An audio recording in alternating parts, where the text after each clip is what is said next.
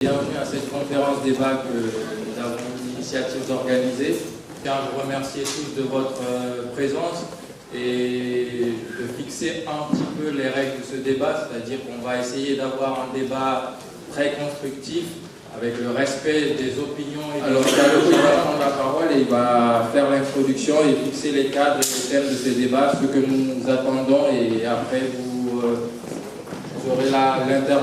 les intervenants ici présents et on vous passera la parole ensuite. Merci de votre écoute et de votre Merci de montrer l'intérêt que vous portez à notre pays pour venir débattre dans cette mairie du 17e arrondissement. Je voudrais adresser mes premiers mots d'abord à Aliou qui nous vient de la Guinée. Je voudrais le féliciter pour le travail remarquable qu'il a fait à l'occasion de ces dernières élections présidentielles. Il est, il faut le reconnaître, le plus jeune directeur de campagne en Guinée, et donc il est notre porte-flambeau en Guinée. Voilà, je voudrais, cher ami, que tu sois remercié et félicité. Voilà. Je voudrais remercier aussi tous ceux qui sont sur la tribune et qui ont bien voulu nous honorer par leur présence pour débattre entre Guinéens dans un débat civilisé, organisé, qui nous honore tous. Et voilà. Nous avons dit dans notre communiqué que le système politique guinéen était à bout de souffle, et donc nous avons jugé nécessaire entre nos jeunes de venir débattre pour voir un modèle de penser, pour sortir un modèle de démocratie, en tout cas une solution aux problèmes qui minent notre société. Nous savons qu'à l'occasion de chaque nouvelle élection, c'est une nouvelle instabilité qui pointe à l'horizon. Il faut qu'on trouve un modèle de démocratie qui assure à la fois l'alternance politique, la cohésion sociale et la stabilité du pays. Et tel n'est pas le cas aujourd'hui. Et nous savons que la classe dirigeante, inutile de le rappeler, a montré ses limites. Ils sont dans leur ensemble, ils sont incapables, je le dis souvent, ils se sont montrés illustrés par un triptyque d'incapacité, d'incompétence et d'irresponsabilité.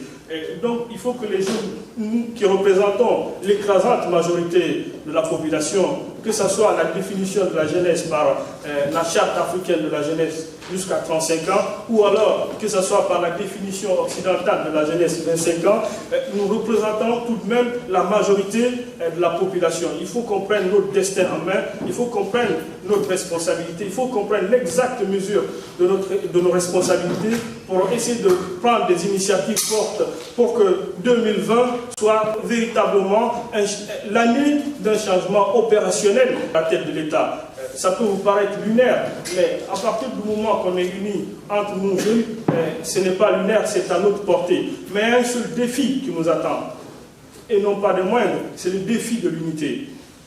Les jeunes, à chaque fois on parle d'unité, mais malheureusement, je constate qu'on n'arrive pas à s'unir. Et si on a réussi ce défi majeur de l'unité, je peux vous assurer que 2020 sera à notre portée véritablement. Qu'est-ce qui pose ce problème d'unité? Je crois qu'il y a véritablement un problème de leadership. Et je dis tout à l'heure, Aliou, je l'ai dit, on travaille en bonne intelligence. Il est notre porte-flambeau aujourd'hui à Conakry. Il malmène l'opposition, en tout cas la classe politique dans son ensemble. Il n'y a qu'à voir les débats et ses interventions. Je trouve ça salutaire. Et les aînés ne peuvent pas faire face. Et donc, il y a plein de jeunes talents comme ça. Il faut qu'on s'unisse. Il faut qu'on dépasse les problèmes de leadership. Le leadership, peut-être, c'est dégageant naturellement. Mais pour l'heure, il faut qu'on essaie de penser ensemble. Et donc, c'est l'idée qui nous a animés pour vous réunir ici, pour débattre de ces sujets majeurs d'une haute importance pour nous, et pour qu'on trouve en définitive une dynamique commune.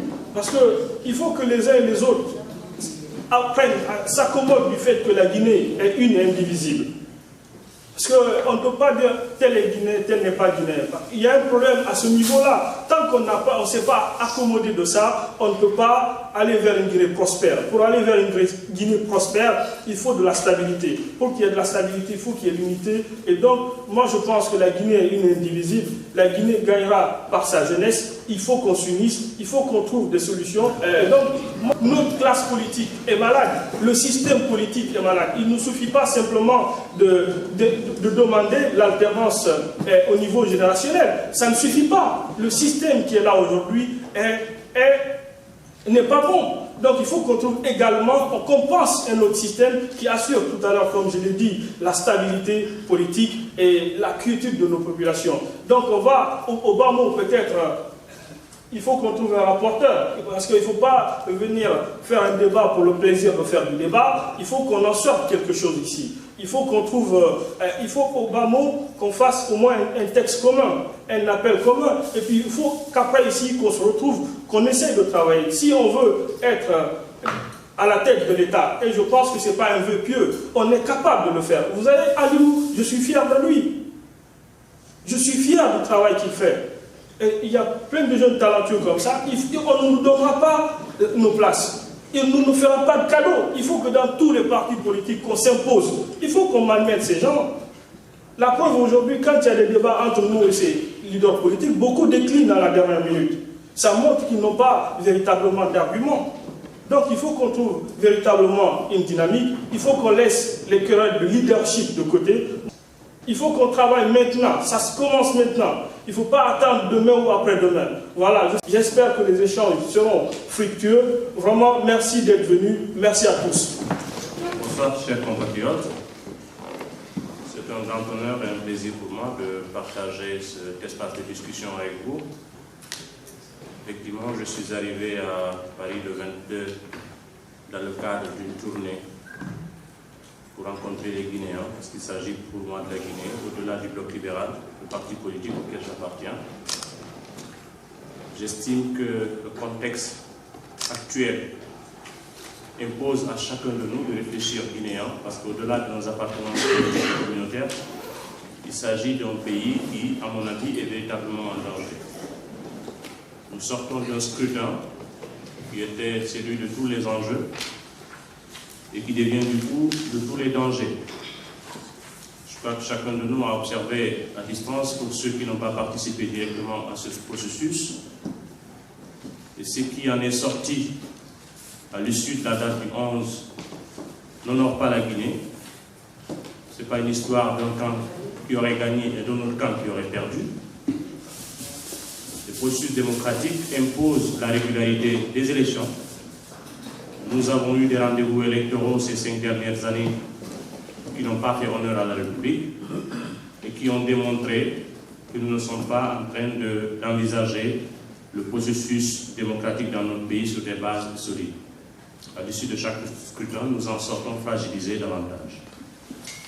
Alors, en tant que jeune qui veut envisager l'avenir avec plus de sérieux, vivant dans un pays où 75% de la population a moins de 35 ans, je crois que nous avons certaines choses en commun et nous devons partager et mutualiser nos efforts, nos idées, pour faire en sorte que la Guinée s'inscrive dans une nouvelle dynamique. Voilà ce qui m'anime.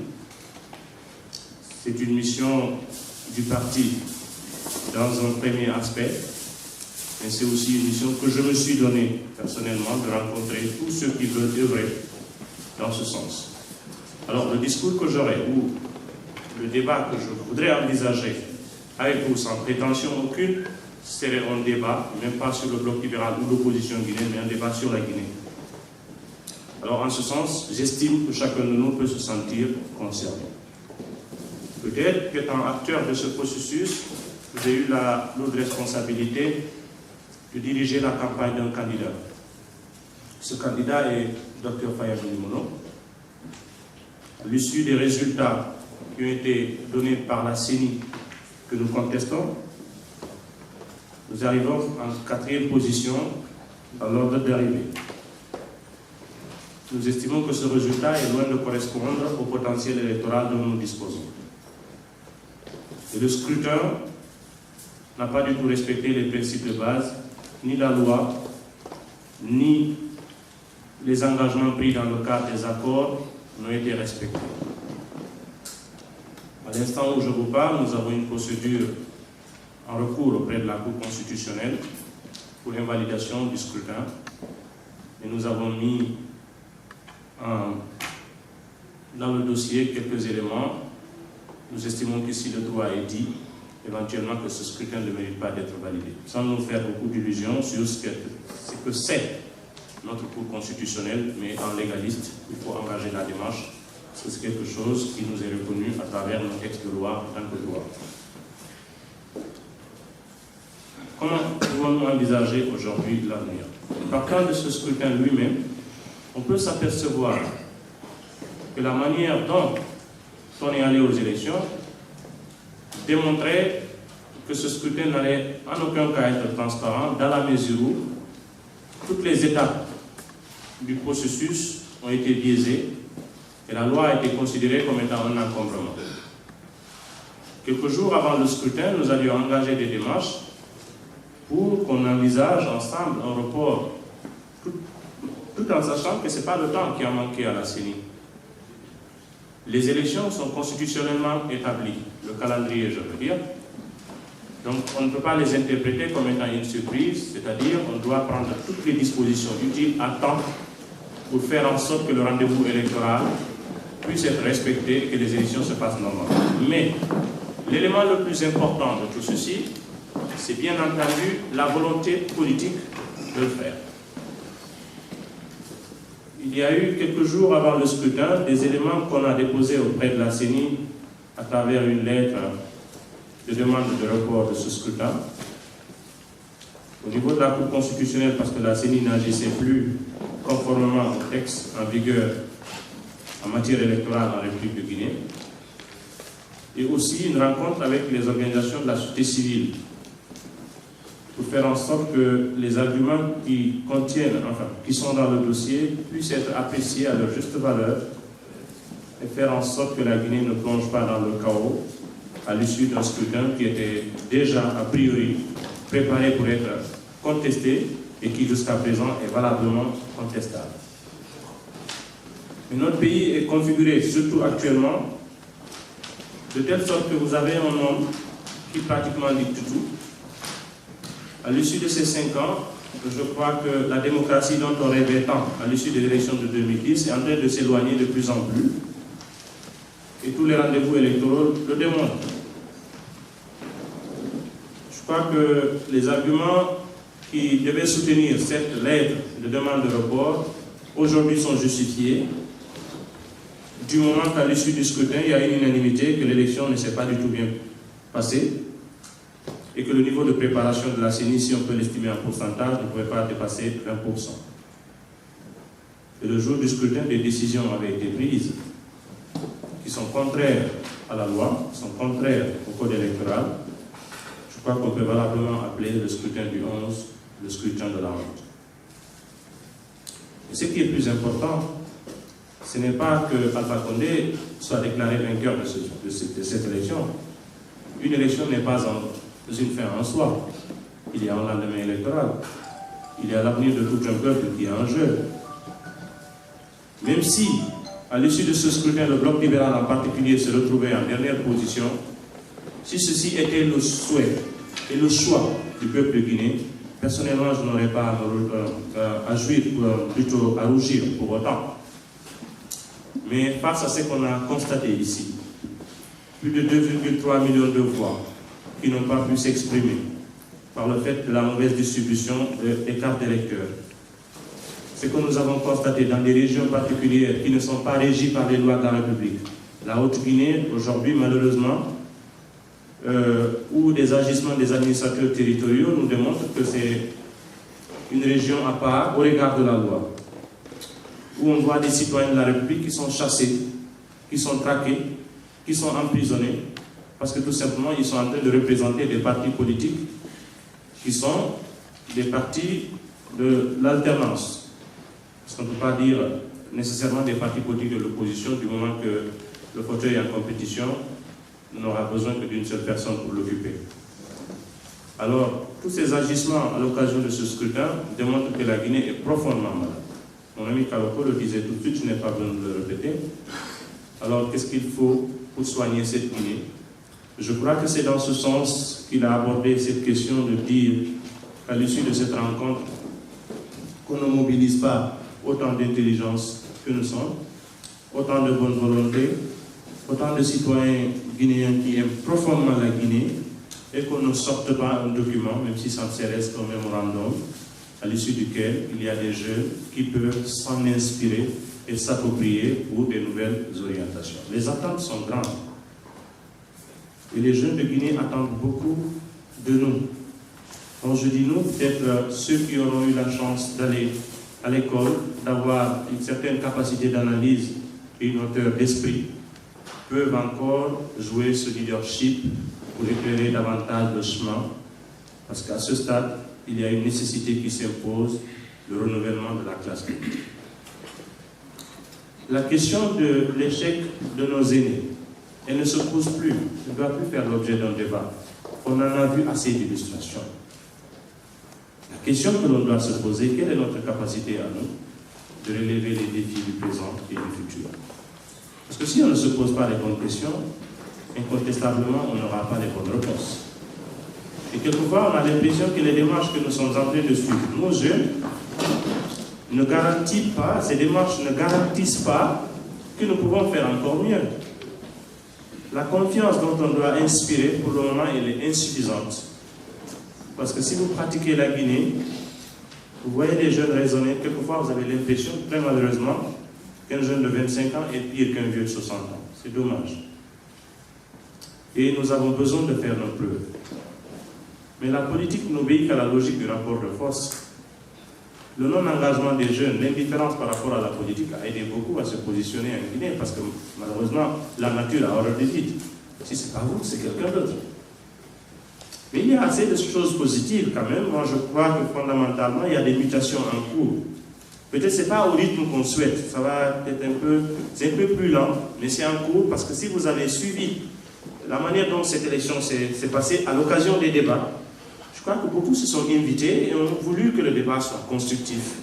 Quelques bonnes idées ont été proposées dans le cadre d'une contradiction formalisée. C'est vrai que c'était beaucoup plus fait par les médias internationaux pour quelques-uns, parce que la Guinée, malheureusement, c'est un pays très oublié du reste du monde, parce que si vous voyez la couverture médiatique à l'occasion des élections en Guinée, vous la comparez à ce qui se passe en Côte d'Ivoire ou au Burkina Faso, on aura l'impression qu'au plan international, il y a encore des choses à faire pour que les caméras du monde soient tournées vers la Guinée. Peut-être même que c'est cette indifférence, quelquefois, qui aide des médiocres à se positionner et à verrouiller le pays, en faire une cuisine, et finalement, c'est nos citoyens qui ne s'en sortent pas. C'est un peu lié à l'histoire de la Guinée. Mais, à l'occasion de cette élection, je crois que beaucoup ont choisi de s'effacer du débat parce qu'ils n'étaient pas véritablement à la hauteur. Quand je prends des exemples, le candidat Alpha Condé, il était envisagé qu'Africa 24 organise des débats entre les candidats, 8, et aussi entre les directeurs de campagne. Alors que c'est évident que lui, il a estimé qu'il n'a pas à débattre avec quelqu'un, c'est de source sûre, j'en ai discuté avec Constant Nemalé, que chacun de vous connaît. Alors, la décision a été prise de prendre individuellement les candidats, 30 minutes pour chacun. Et je crois que pour certains, certainement vous avez vu ces prestations, ça ne faisait pas honneur à la République. Si c'est pour faire des propositions d'idées, je crois qu'il a fait des lectures simples avec beaucoup de tâtonnements sur un papier, et apparemment il ne croyait même pas à ce qu'il disait. C'est juste un exemple. Et le débat contradictoire, on ne peut pas soustraire la démocratie, le débat contradictoire de la démocratie. Tant qu'il n'y a pas de débat, il n'y a pas de démocratie. Alors, chez nous, on veut adopter la démocratie dans la théorie, mais en refusant ses principes les plus simples. Mais, le rapport de force qu'on peut éventuellement engager entre les aînés, ce n'est pas que le souci d'une génération à remplacer une autre, mais c'est le souci de l'alternance des idées et des valeurs. L'alternance des hommes, on en a eu quelquefois, mais ça crée l'immobilisme dans le même système. Si vous voyez la Guinée fondamentalement, elle est restée la même depuis 58 à nos jours. Quand vous prenez le comportement de l'État en Guinée, vous verrez que de 58 à nos jours, l'État a toujours répondu de la même manière à la préoccupation sociale. Quand vous prenez les textes, comment est-ce qu'ils sont compris par les citoyens, comment est-ce qu'on associe les citoyens de la République à la gestion de la chose publique, vous verrez que fondamentalement, la Guinée n'a pas changé. Moi, je ne parle pas de ceux qui se sont alternés à la tête de l'État, mais l'immobilisme est réel en Guinée. Alors, ce qu'on peut souhaiter aujourd'hui, c'est un virage réel, radical, pour réinscrire notre pays dans une nouvelle dynamique. Et ceci ne peut être fait à mon avis, qu'à travers l'émergence d'un nouveau leadership guinéen. Nous pouvons l'incarner, quand je dis nous, les jeunes et tous ceux qui aujourd'hui réfléchissent sur les fondamentaux et quelles sont les réformes ou le schéma de refondation qu'on peut faire pour notre pays. Parce que quelquefois, je continue de croire que la Guinée n'a pas besoin que d'être réformée, la Guinée a besoin d'une sorte de refondation, parce que les fondamentaux n'existent pas, et sans ces fondamentaux, nous ne pouvons pas répartir sur des bases solides. Donc il faudrait recréer ces bases. Je me réjouis d'une chose quand certaines personnes m'interpellent pour dire « Vous avez démontré qu'on peut se démarquer de ce qui n'a jamais marché, avoir l'audace de créer autre chose, de partager ceci avec les compatriotes et d'être suivi. » En ce qui concerne le bloc libéral en particulier, j'ai dit et j'ai précisé que je ne tiens pas à faire un discours du bloc libéral, mais je peux en prendre des exemples parce que c'est un parti que je connais et je le connais mieux que les autres formations politiques. Il y avait assez de sceptiques à l'idée qu'on aille aux élections. Certains ont estimé que les conditions de transparence n'existent pas. J'ai été, même au sein du parti, du bureau exécutif national, ce débat s'est créé et nous avons passé beaucoup de temps là-dessus entre ceux qui voulaient qu'on aille à ces élections et ceux qui voulaient qu'on aille pas. Néanmoins, sur le plan symbolique, nous avons estimé que le vote utile s'est exercé en notre faveur. Du moment que c'est un vote qui n'est pas motivé par l'appartenance du leader à une région ou à une communauté, il y avait de quoi se satisfaire. Ça, c'est entre autres les leçons qu'on aura tirées du vote dont on a bénéficié. La plupart de ceux qui ont voté pour nous, qui sont venus en retour nous dire pourquoi ils l'ont fait, ils ont motivé cela par des arguments objectifs. On peut transposer ça sur l'ensemble de la jeunesse guinéenne pour se dire que nos compatriotes gagnent en maturité. Je le dis pour illustrer la mutation dont je parle. Certainement, elle ne se sent pas trop parce que le rythme est lent, mais elle se fait quand même. Maintenant, la question qu'il faut se poser, c'est comment accélérer cette mutation, parce qu'il y a une nécessité qui est là. Alors, on peut ensemble réfléchir à ça, et pour faire en sorte qu'on aille tous dans cette direction, parce qu'à mon avis, c'est la voie du salut. Ce n'est plus une question de dire que les aînés n'ont pas été à la hauteur, certainement ils ont atteint leurs limites. Il faut agir à deux niveaux, le renouvellement de la classe politique et une réflexion sur le courant. Le modèle lui-même en Guinée, le modèle a atteint ses limites. Il y a eu l'expérimentation du monopartisme pendant 26 ans. Le système s'est effondré dès le lendemain de son concepteur. Le multipartisme intégral a été proposé et appliqué par Lansana Conté. Non encadré, on en a pour l'anarchie. Alpha Condé est venu s'engouffrer dans ce qui existe. Il n'a pas estimé utile de créer un autre modèle ou d'en proposer un. Peut-être en perspective, il va proposer d'être la présidence à vie. On ne sait jamais. Ce qui est sûr, c'est que toutes les institutions sont phagocytées aujourd'hui et il n'y a aucune garantie que ces institutions puissent jouir de leur indépendance au regard de la Constitution et de nous proposer un modèle solide. C'est maintenant qu'il faut agir. Je ne pense pas que ce soit bien d'attendre qu'on en arrive plus loin, parce que le chaos, à mon avis, quand je le dis, je pèse les mots, le chaos n'est pas long. Peut-être qu'il y a une situation d'accalmie, comme on peut l'appréhender, ceci a été travaillé, construit, mais c'est un calme de cimetière, parce qu'en réalité ça fonctionne. Mais les gens sont à l'attente de quelque chose, un élément déclencheur.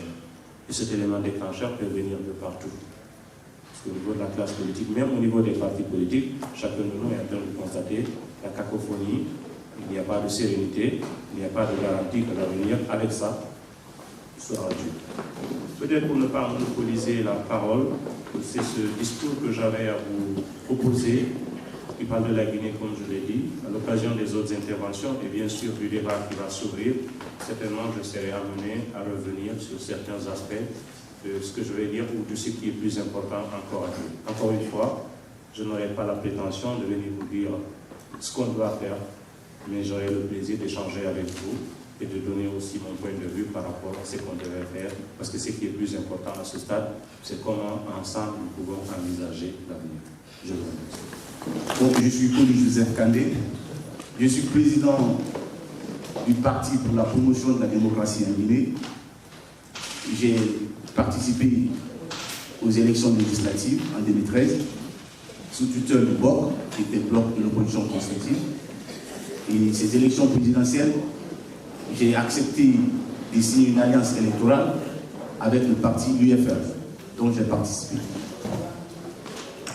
Donc, je suis invité ici ce soir, c'est pour la cause de la Guinée. En fait, on s'est posé la question, la Guinée, ma Guinée, quel avenir? Connaissant tout ce que nous venons de citer, mon cher ami Aliouba, qui vient fraîchement de la Guinée, je comprends lui pourquoi il ne peut pas laisser du côté ce qu'il a vécu, pour expliquer un peu ce processus électoral dont chacun de nous en sait quelque chose. Mais ce qui est important, et d'ailleurs l'objectif de la rencontre ce soir, comme l'a dit Almani Kaloko, que nous ayons le courage de faire des propositions et de voir dans la perspective ce qu'il faut pour la Guinée. C'est-à-dire la Guinée va Guinée quel avenir. D'où la nécessité de la place de la jeunesse. Aujourd'hui, moi je suis très ravi parce que par le passé, nous étions écartés, nous avons laissé la place aux aînés, oui c'est vrai, ils ont occupé la place comme ils pouvaient. Mais nous avons une opportunité aujourd'hui, d'où cette mutation. J'ai suivi les débats à l'Union, j'étais très ravi de voir, même si ce n'était pas le fond, mais par la forme, j'ai vu des jeunes qui s'invitaient sur le plateau de télévision pour discuter et faire des propositions où il y avait un débat contradictoire. Ça, c'est des initiatives, ça, ce sont des acquis qu'il faut pérenniser. Alors pour pérenniser ça, qu'est-ce que nous devons faire de notre côté à partir d'ici? Il va falloir que nous nous mettons à la tâche. C'est le travail qu'il nous faut. C'est-à-dire que nous allons laisser tout ce qui s'est passé. Moi, je me dis que je fais table rase de ce qui s'est passé, parce que vouloir penser, vouloir miroiter dans le passé de ce qui s'est passé dans mon pays, tu vas toujours te victimiser ou tu vas toujours te mettre dans les prises de position qui ne pourront pas faire avancer le pays. Donc, je crois que la nécessité de cette rencontre, c'est d'avoir le courage de faire des propositions concrètes de ce qui est possible, dans quel cadre, quelle dynamique, quel plan, qu'est-ce qu'il faut entreprendre aujourd'hui, pour que franchement, notre voix aussi puisse porter, parce que nous avons la force qu'il faut. Nous sommes des jeunes, nous constituons le vecteur directeur de ce pays. Si nous nous mettons tous ensemble pour atteindre un objectif qui n'est rien d'autre que de sortir la Guinée de ce qu'elle vit aujourd'hui, sans regarder ce qui se passe. C'est vrai, les élections, c'est vrai, il s'est passé beaucoup de choses que chacun de nous condamne de sa façon. Mais qu'est-ce qu'il faut faire pour ces citoyens qui comptent plus de 11 millions, qui doivent encore vivre pendant 5 ans, si toutefois la Cour constitutionnelle, c'est-à-dire valide les élections, les résultats de la CENI, qu'est-ce qu'il faut faire pendant ces 5 ans en tant que jeunes? Je pense que nous avons la possibilité aujourd'hui, à travers la technologie, la communication, je pense que des choses peuvent changer. On peut communiquer. Certes, qu'ils ne vont pas peut-être nous écouter, mais si ils retrouvent le sérieux dans ce que nous avons essayé de mettre en place pour nous faire entendre, nous aurons cette possibilité. Non seulement de s'imposer pour que les choses changent en Guinée, parce qu'il y a plein de choses qu'il faut changer en Guinée. Et c'est de ça aujourd'hui que nous devrons nous attaquer à faire un travail, mais un travail sérieux, un travail de responsabilité, un travail sans quelques de leadership, un travail qui ne regarde pas de couleur, un travail qui doit être franchement un sacrifice de chacun de nous. Moi je pense que dans cette dynamique, si nous nous inscrivons, nous avons la possibilité d'atteindre l'objectif qui n'est rien d'autre que d'avoir un état de droit dans une nation pour la Guinée. Donc, je ne vais pas tarder. Je sais que nous sommes nombreux. Chacun de nous a aussi des idées. Nous avons tous le potentiel à nous. Lâchons-nous. Acceptons que nous avons un problème chez nous. Et pour régler ce problème, personne d'autre, aucun ami, ni étranger soit-il, ne viendra réparer ce qui est gâté chez nous. C'est à nous de le faire. Mais comment il faut le faire? Il faut un travail, il faut du sérieux. Et dans le sérieux, je pense que nous pourrons atteindre les objectifs. Je vous remercie. Je vais être précis, court et concis, s'il faut le dire comme ça. Quelqu'un a parlé du cadre tout à l'heure. Il a parfaitement raison, c'est extrêmement important. Je pense que du moment où on est là, on peut sortir ne serait-ce qu'une seule proposition, ne serait-ce qu'allant dans ce sens-là. En ce qui concerne la situation aujourd'hui, et par rapport à votre question, quel type d'engagement, je dirais qu'il y a des engagements politiques, on a des responsables politiques ici, sur la table, qui ont participé à des élections. Il y a un engagement civil, si vous voulez, vous avez la société civile. Moi, mes propositions seront un peu courtes et précises. En ce qui concerne l'aspect politique, moi je demanderais à ce que les partis politiques fassent le bilan de la situation jusqu'au jour d'aujourd'hui. C'est-à-dire qu'ils sortent un document, que ça ne se limite pas souvent à dire qu'on a fait des conclusions, on a tiré les conclusions, on a fait un bilan, mais qu'ils prennent leurs responsabilités, pas seulement face à leurs militants, face aux Guinéens. C'est-à-dire que chacun fasse un bilan et que tout le monde puisse avoir accès à ce bilan-là. À partir de là, je pense que chacun pourra refaire son jugement par rapport aux partis politiques. Quand je dis les partis politiques, vraiment, tous les partis politiques. Je ne parle pas seulement de ceux qui ont participé à des élections, des grands, petits, et puis voilà, qui ont du poids, qui n'ont pas de poids, même les partis salons, comme on dit. Donc que chacun fasse comme ça, je pense que de cette manière, on pourra mieux commencer à voir les choses. Ça serait ma première proposition, puisqu'on parle de propositions, et qu'on parle de mémorandum éventuellement, de documents éventuels, bon, si ça arrive, si on arrive à faire des propositions dans ce sens-là. Moi, personnellement, je l'exige, si les partis politiques me le permettent. Bon, en tant que citoyen, je pense que ça devrait être un bon droit. C'est la première des choses. Deuxième des choses, en ce qui concerne l'aspect civil, là, au niveau de la société civile, je proposerais à ce que, puisque nous sommes en France particulièrement, les associations au niveau de la société civile, qu'elles essaient de se concerter et de voir, et tout ce qui concerne la société civile, là, mis à part les associations bien entendu aussi, hein, vous savez, des personnes de ressources, tout cela, ils essaient de se concerter pour envisager une rencontre à travers laquelle, pourquoi pas un week-end de réflexion? Pourquoi on ne le ferait pas? Il y a des associations qui organisent des rencontres, hein, une semaine de réflexion ou des rencontres même entre ces membres partout dans le monde. Pourquoi on ne le ferait pas une rencontre spéciale, un week-end de réflexion parlant de la Guinée? C'est-à-dire qu'on prend une table, on prend les dispositions nécessaires, on s'assoit, on réfléchit doucement, calmement par rapport à cette situation. Parce que les élections de 2015 nous interpellent tous, tout un chacun, plus que celles de 2010. Voilà, chacun a son jugement. Voilà, on va commencer à en parler, c'est jusqu'à demain.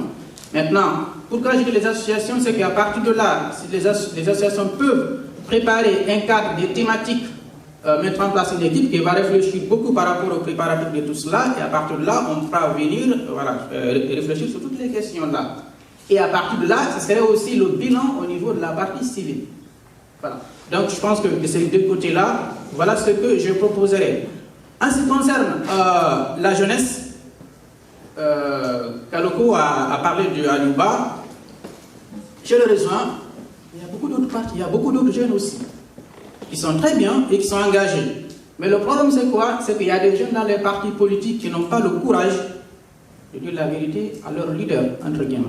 C'est ça le problème.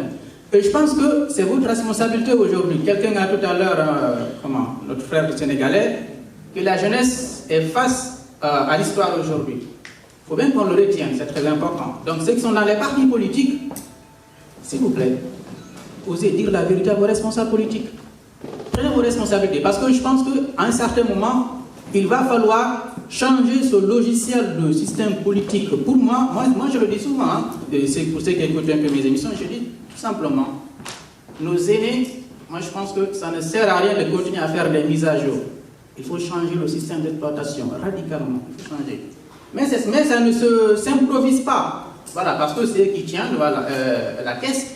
Et c'est à un certain moment, c'est pourquoi il y a un certain culte de personnalité. Mais il va falloir que ça se bouge au sein des partis politiques. Parce que si les jeunes dans les partis politiques, vous ne vous bougez pas, en fait, vous compromettez vous-même.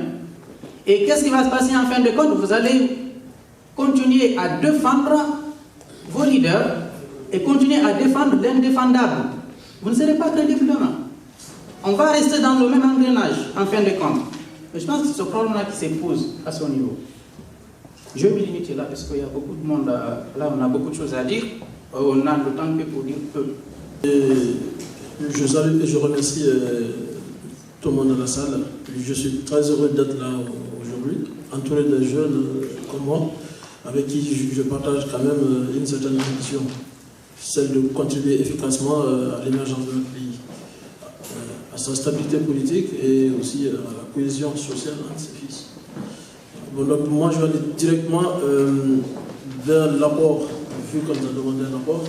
Voilà, je suis un jeune engagé, je suis Thiemoko Kamara, je suis le président du club Sékou Touré. Bon, donc je suis engagé, nous avons un projet, nous sommes engagés dans le processus de réconciliation nationale. Voilà. Bon, donc si nous n'avons pas que ça, mais nous avons déjà un projet en tant que membre de la société civile, dans le cadre du raffermissement des liens de fraternité entre les Guinéens. Nous pensons que la spirale de haine et cette tension politique et sociale, voilà, si nous ne faisons rien, notre pays est au bord de l'implosion. Alors, nous nous sommes penchés un peu sur le passé de notre pays, sur tous les régimes, mais principalement la Première République, c'est-à-dire la Révolution. Nous avons fait une étude approfondie de façon scientifique, mais aussi de façon critique. Voilà, donc nous avons fait cela et globalement, nous avons retenu qu'il faut organiser vraiment un débat national. Il faut faire une introspection, il faut permettre aux uns de demander pardon aux autres. Voilà, bon, à la lumière de ce que nous avons pu étudier, bon, donc, notre démarche se situe dans deux volets. La conférence nationale que nous proposons, voilà, le premier volet, c'est la conférence nationale en tant que mécanisme de réparation.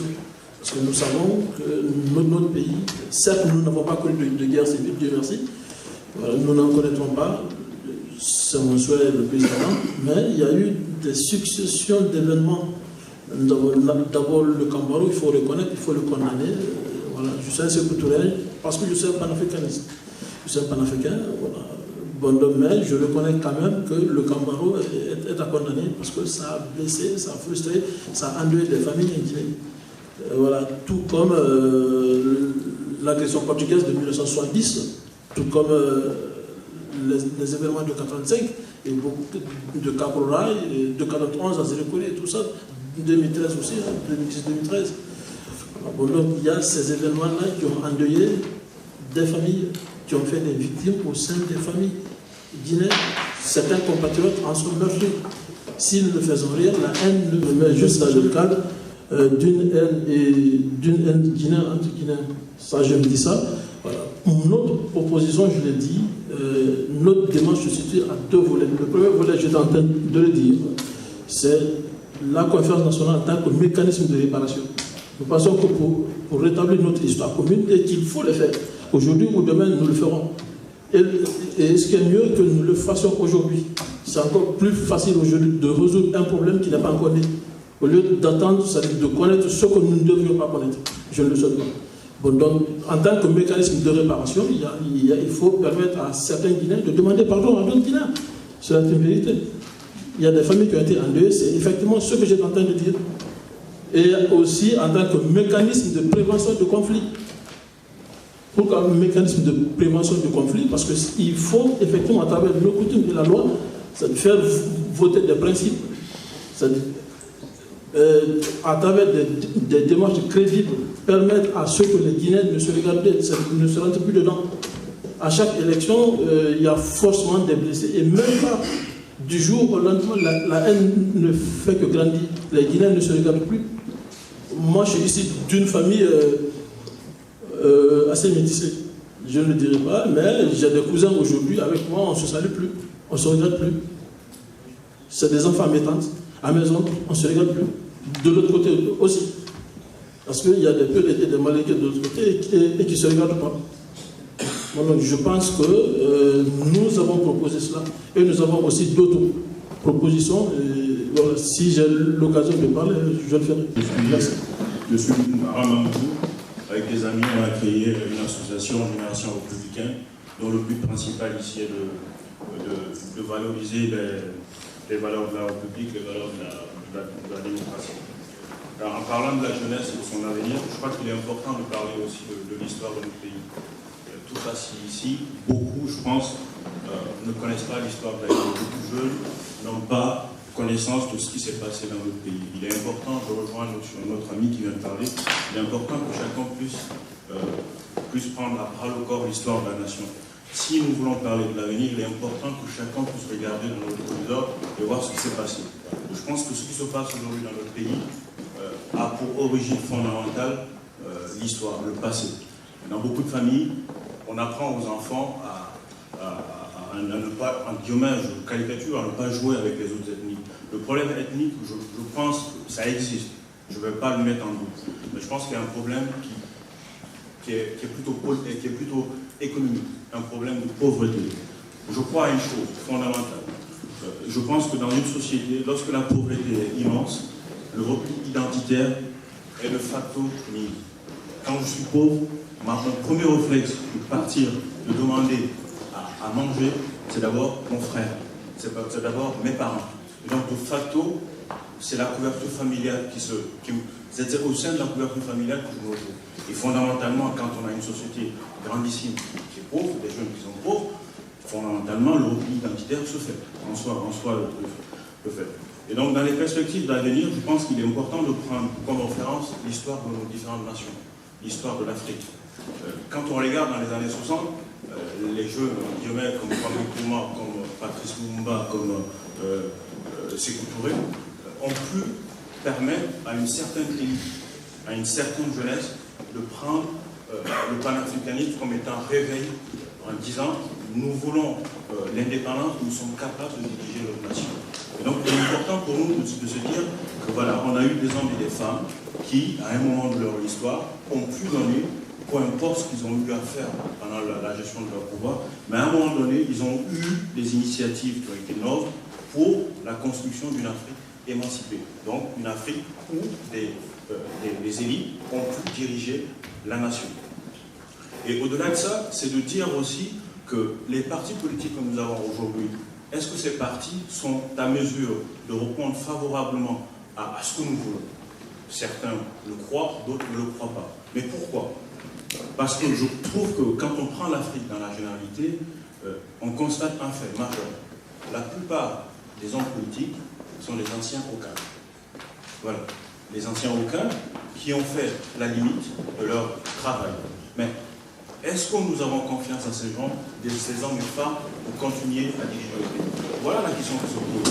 La différence entre les jeunes occidentaux et nous, elle se trouve dans cette référence. Quand on prend Sarkozy dans son investiture du 14 janvier 2007, je crois, dans son discours éloquent, il dit dans son texte, il dit ma référence à moi, c'est de voir ces gens qui sont partis se battre. C'est de voir Charles de Gaulle qui se lève un jour, qui parle de la République. Et nous, dans notre conception, c'est ça qui manque. Chacun de nous parle de République, de droits de l'homme, mais aucun n'est capable de dire à un moment donné, qu'est-ce que c'est que la République? Qu'est-ce que c'est que la démocratie? Qu'est-ce que je peux apporter à cette démocratie? Dans les discussions qu'on a ici, rares de ceux qui ont parlé de la République. Mais la République, c'est vous et moi. La République, c'est une institution. Et qu'est-ce qu'on fait pour respecter cette institution? Qu'est-ce qu'on fait pour que cette institution ait des bases solides? Voilà là où se trouve le problème. Et partant de là, il est important dans la réflexion, au-delà de dire que c'est mal, c'est ceci, c'est cela, il est important qu'on puisse proposer. Et dans la proposition de la jeunesse qu'on puisse faire, c'est de dire, par exemple, dans les années 60, Sékou Touré, on peut dire ce qu'on veut. Il a été le président de la Guinée. Il faut qu'on l'accepte. On l'aime, on l'aime pas. Il est là, l'histoire retiendra qu'il fut le premier président de la Guinée. Mais à son temps, il y avait quand même dans les lycées, dans les collèges, dans les universités, il y avait des jeunes révolutionnaires, je ne sais plus leur nom, mais il y avait quand même des leaders. Il y avait un leadership qui se créait au sein des écoles, qui, à un moment donné, quand je regarde, je crois que le docteur Poulet-Sitorné en fait partie, il faisait partie de ce groupe de jeunes, qui ont réfléchi, qui faisaient partie de la jeunesse révolutionnaire. Le Burkina qu'on salue aujourd'hui. Le Burkina a réussi un pari, parce que l'histoire du Burkina, les jeunes s'en ont accaparé. Le Burkina Thomas Sankara avait mis en place une cellule de jeunes révolutionnaires dans les lycées, dans les écoles, qu'on peut appeler aujourd'hui Conseil national des jeunes, qui pourrait être présenté dans chaque université, dans chaque école, afin que les jeunes apprennent à ce que c'est que le leadership, à ce que c'est que les droits, à ce que c'est que venir à l'école, avoir un chef, respecter la lignée de ce chef. Donc il est important qu'au niveau de nous jeunes, qu'on puisse s'organiser en demandant par exemple la mise en place d'un conseil national des jeunes dans chaque université et dans chaque collège, afin qu'un leadership puisse se créer de façon naturelle. Au-delà de la proposition que je peux faire, les partis politiques existent aujourd'hui. C'est un fait. On ne peut pas les mettre de côté. Ils font partie de la réalité du pays. Au-delà, je ne suis pas d'accord avec l'idée de dire qu'on va les mettre au rebut. Ces gens, ces hommes et ces femmes, ont quand même apporté quelque chose à la nation. Peu importe ce qu'ils ont fait, mais ils ont donné quelque chose. Ils ont donné le temps, ils ont donné l'estime. Ils ont accompagné dans le processus qui est le nôtre aujourd'hui, dans le processus de démocratisation de notre pays. Et une dernière chose que je vais ajouter très rapidement, nous j'aime pas le mot diaspora, mais il faut le dire, parce qu'on est plutôt des migrants économiques que de la diaspora. Donc nous jeunes qui sont là, l'apport fondamental qu'on peut faire à la nation guinéenne, elle peut être politique, elle peut être sociale, mais l'apport que nous pouvons faire, reste pour moi, je suis convaincu que c'est ça qui reste fondamental, reste l'entrepreneuriat. L'entrepreneuriat reste l'apport que nous pouvons vraiment faire en Guinée aujourd'hui. Il y a beaucoup de choses qui manquent, certains sont consultants aujourd'hui, d'autres travaillent dans d'autres secteurs, mais il y a tellement de choses à faire dans notre pays que parfois, un rien peut se transformer, peut-être pour vous, des milliards. Donc il est important qu'on puisse rester dans ce travail. Donc je vous remercie aujourd'hui. En fait, je ne vous crois pas. Je pense qu'il est important que le vieux, le sage, puisse apporter sa connaissance, sa vision du passé, sa vision de l'avenir aux jeunes, et que le jeune puisse apporter sa fougue, puisse apporter son dynamisme et sa réalité, sa fougue de la jeunesse. Merci. Je remercie les initiateurs de cette rencontre et je remercie beaucoup nos frères qui sont venus de très loin. Je cite notre frère Ibrahim Ba qui vient de Lyon. Vous savez tous, de Lyon à ici, si on n'a pas cette faim de voir son pays progresser, si on n'a pas faim si on n'est pas soucié de l'avenir de son pays, quitter Lyon jusqu'ici, nous savons tous que ce n'est pas quelque chose de facile. Donc je remercie tous nos frères qui viennent de loin. Moi, qu'est-ce que je vais dire de la situation des jeunes dans notre pays? Qu'est-ce que je vais dire de ce que nous les jeunes devrons faire? Qu'est-ce que je vais dire? Vous savez tous, ou nous savons tous, le futur, c'est nous. Le futur, c'est nous. Alors, comment valoriser ce futur? Qu'est-ce qu'il faut faire pour que l'espoir d'un meilleur futur soit une réalité? Pour moi, la meilleure façon, c'est de s'engager. L'engagement, ça dépend. Ça pourrait être un engagement politique, ça pourrait être, comme il a dit notre frère, engagement économique. Économique au sens auto-entrepreneuriat du terme. Vous savez tous, aujourd'hui, j'ai l'impression que toute la jeunesse guinéenne est politisée en fait. Tout le monde veut être politicien. Pourquoi tout le monde veut être politicien? Parce que nous avons perdu la notion de l'auto-entrepreneuriat. Si la jeunesse se suffit, elle peut décider, elle peut s'affirmer. Mais une jeunesse qui ne se suffit pas, va chercher toujours à dépendre d'eux, ou va chercher toujours à se lancer, si vous voulez, dans les partis politiques, dans les débats théoriques. Elle devient une jeunesse qui n'est pas une jeunesse réaliste.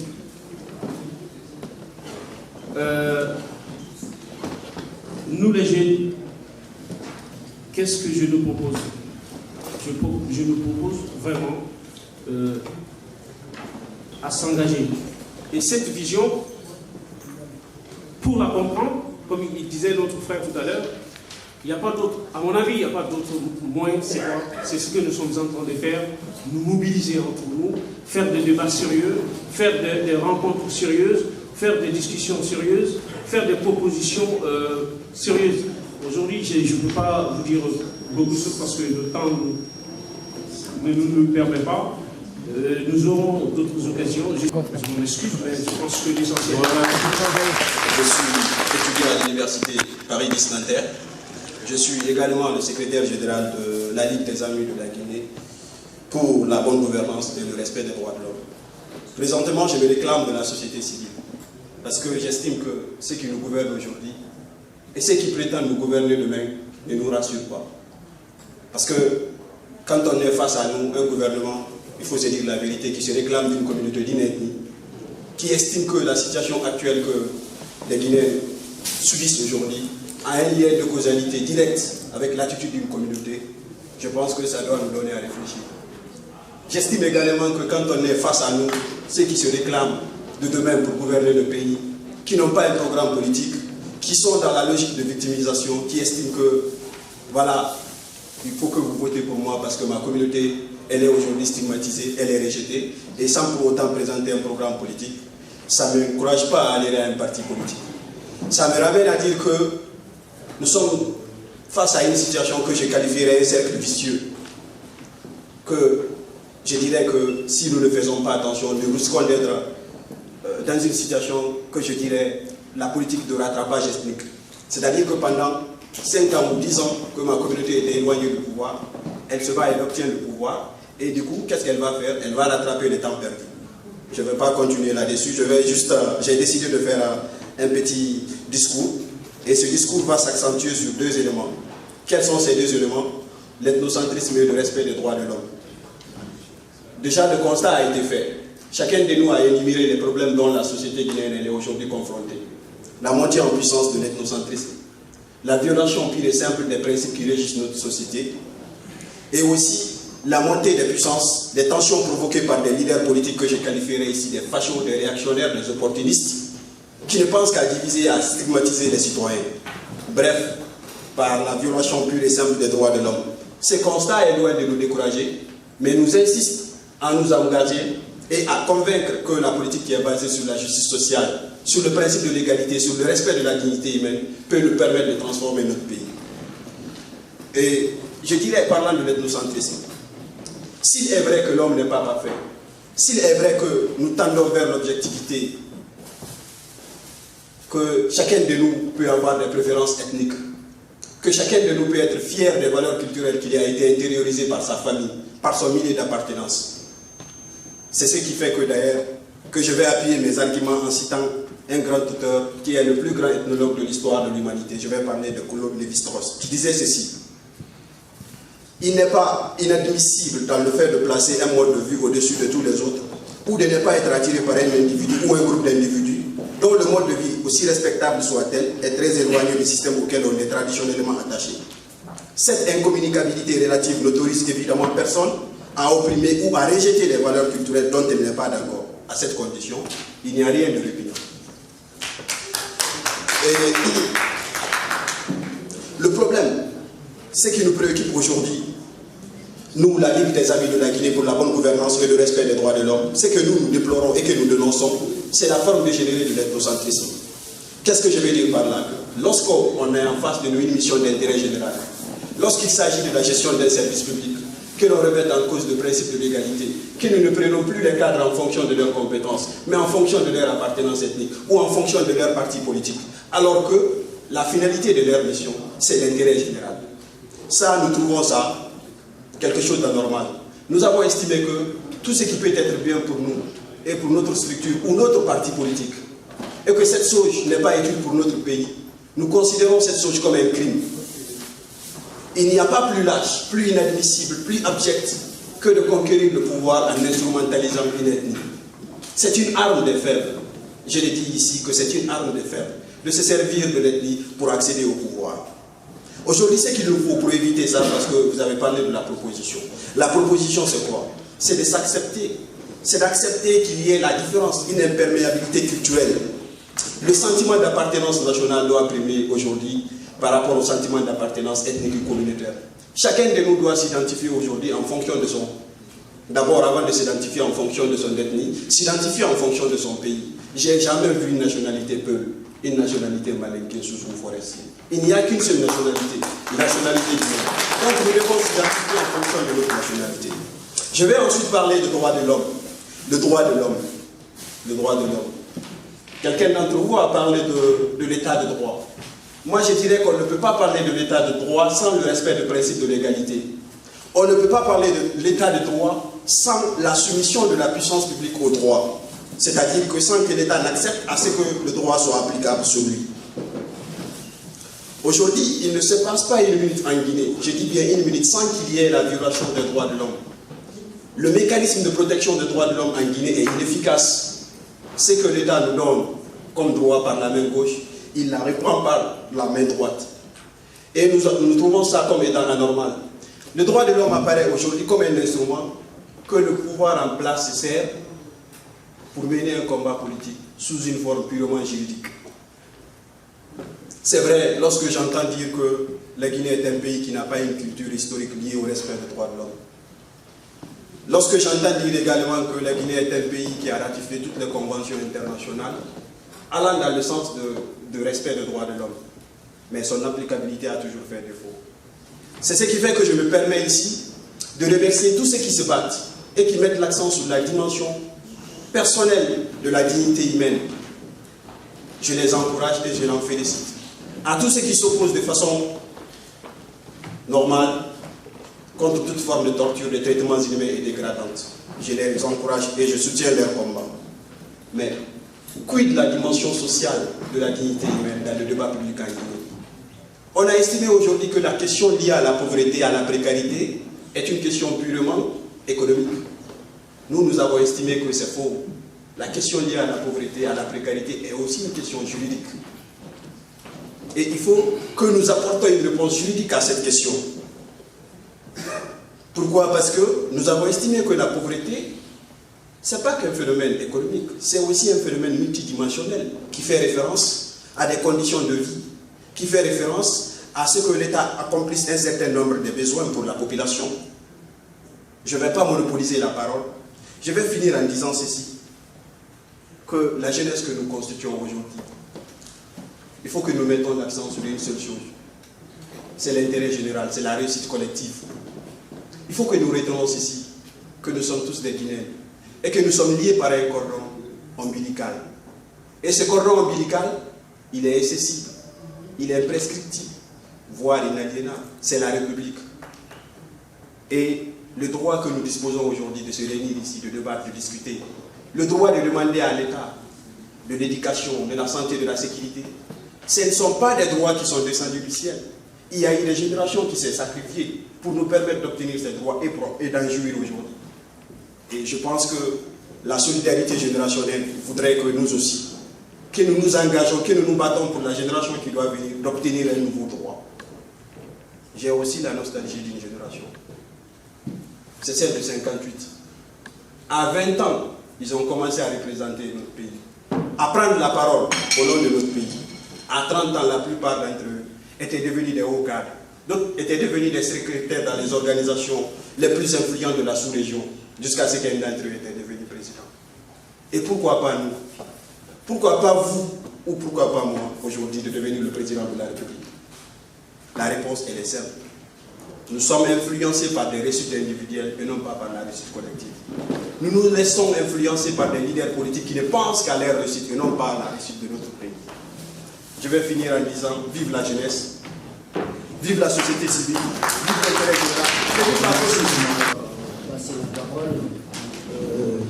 Je suis avant tout le secrétaire général de l'UFDG à Paris Nord-Est.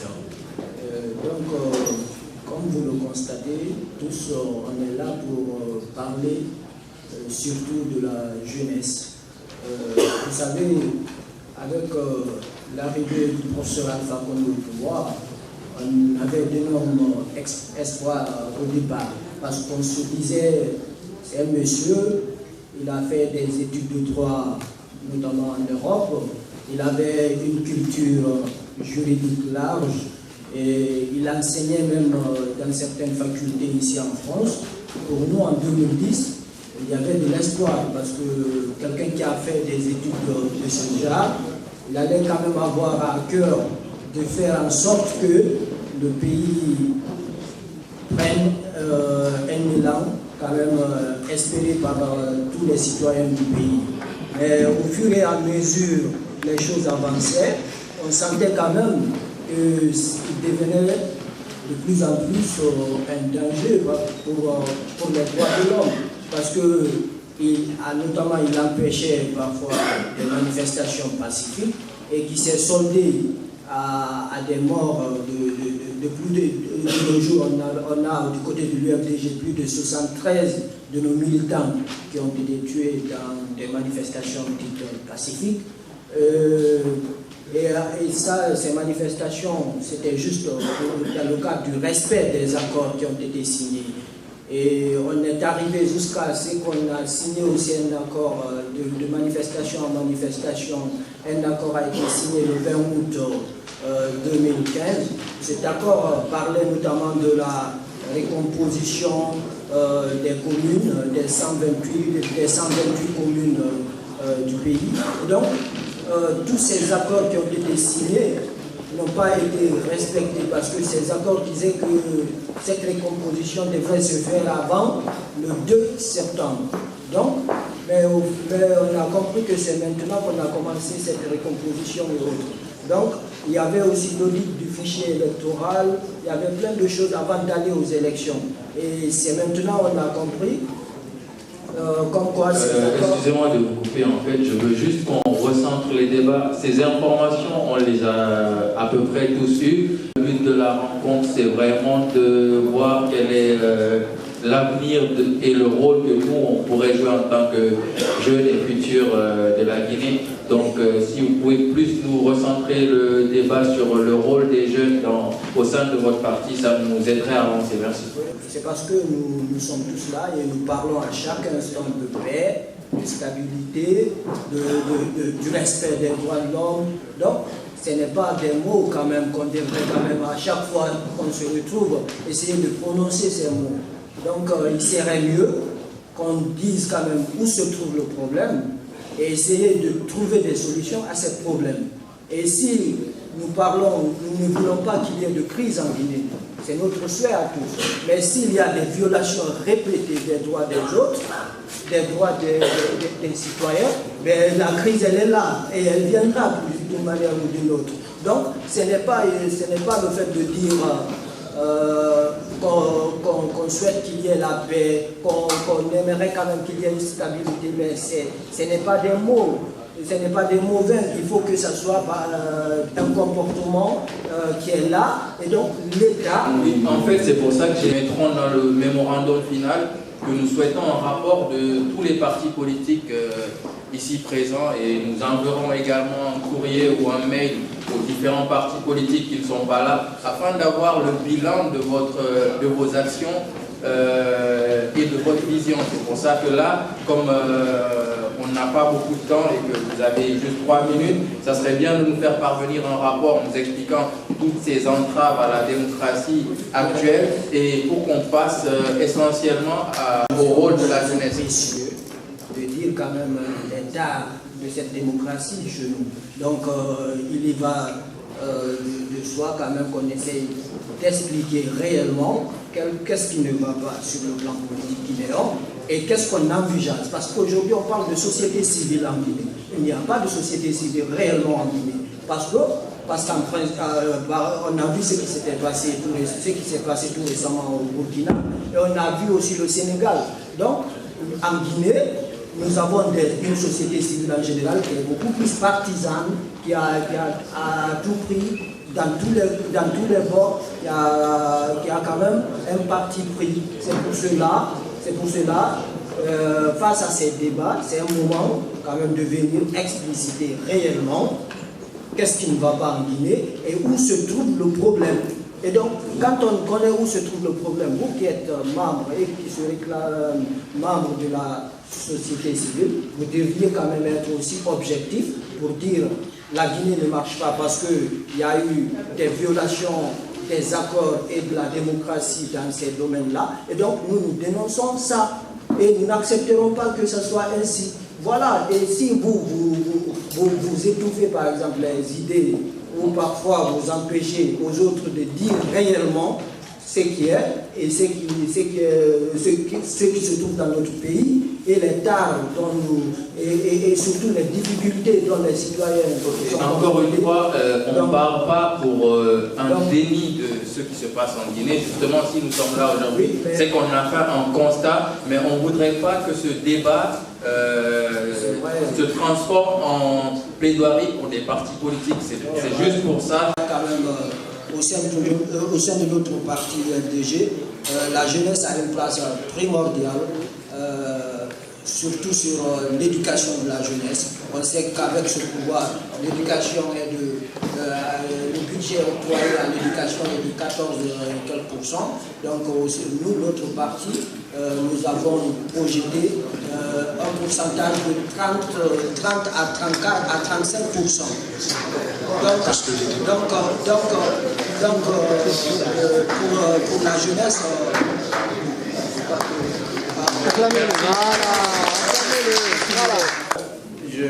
peut-être je suis d'accord avec mon frère si vous me donnez la parole et vous insistez sur le temps.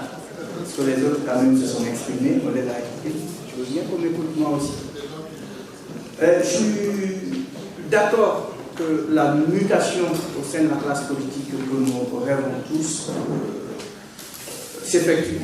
De toutes les façons, elle est irréversible. Mais cela se passera à une seule condition, que les jeunes acceptent, je pèse mes mots, d'envahir l'espace politique. Chaque fois qu'on appelle des gens, par exemple, quand il y a des meetings, ils vous disent, mais dis donc, moi, la politique là, après vous avez des vieux qui vous dirigent, vous n'êtes pas d'accord avec eux. Si vous voulez être aux instances de décision, là, vous acceptez d'envahir l'espace politique.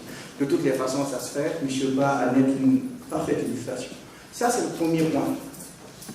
Le deuxième point, nous sommes tous bien formés, nous avons été dans les écoles. L'école est un lieu de, excusez-moi de rappeler cela, un lieu de faire savoir pour savoir faire, c'est important. On a beau tout dire, il y a un problème en Guinée. S'il n'est pas réglé, j'insiste là-dessus, s'il n'est pas réglé, tous nos efforts seront voués à l'échec. Ce problème, c'est l'ethnisation et la régionalisation du débat politique. Ça, c'est important. Je parie que dans cette salle, M. Ba et moi, nous sommes tous considérés comme des traîtres dans nos ethnies. Parce que moi, je milite dans l'UFR et lui, pas dans le FJ. Non, écoutez, c'est une réalité. C'est une... D'accord. Objection, monsieur. Laissez-moi terminer.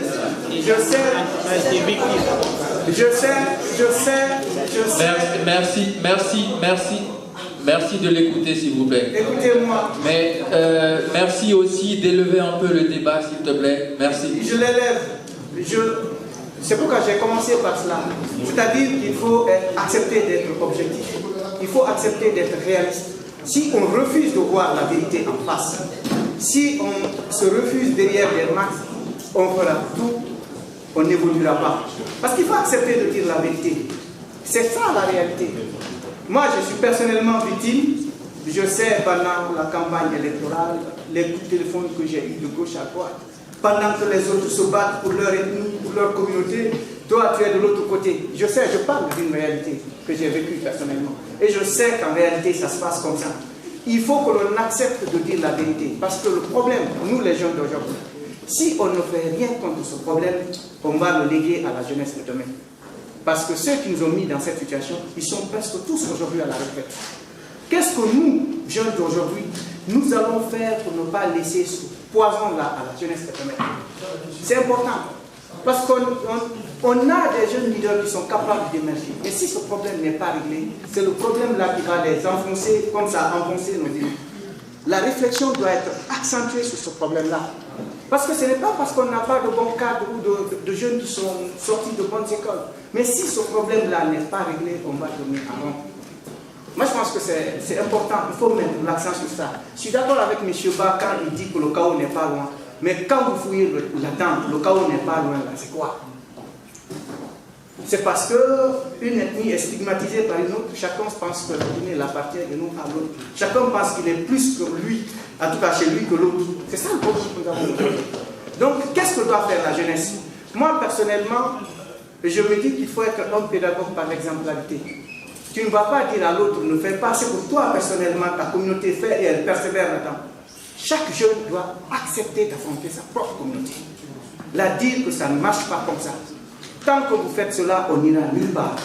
Vous ne pouvez pas dire, personnellement, moi, appelle la Malaiké ne fait pas ça, pendant que ma communauté fait la même chose. Le Soussou ne dira pas au forestier, ne fait pas ça, pendant que lui, sa communauté persévère dans ça. Chaque jeune doit accepter d'affronter sa propre communauté. Quand on aura réglé ce problème, et les jeunes auront accepté, si vous voulez, d'envahir l'espace politique, je pense que nous aurons la Guinée dont nous rêvons tous. Mais si ce problème n'est pas réglé, 10 ans après encore, on en aura. Je vous remercie. Voilà, bonsoir à tous. Merci d'accepter de venir partager ce moment précieux avec nous. Avant tout, je remercie mon cher ami Ali Louba du Bloc libéral, qui est un jeune très dynamique, engagé.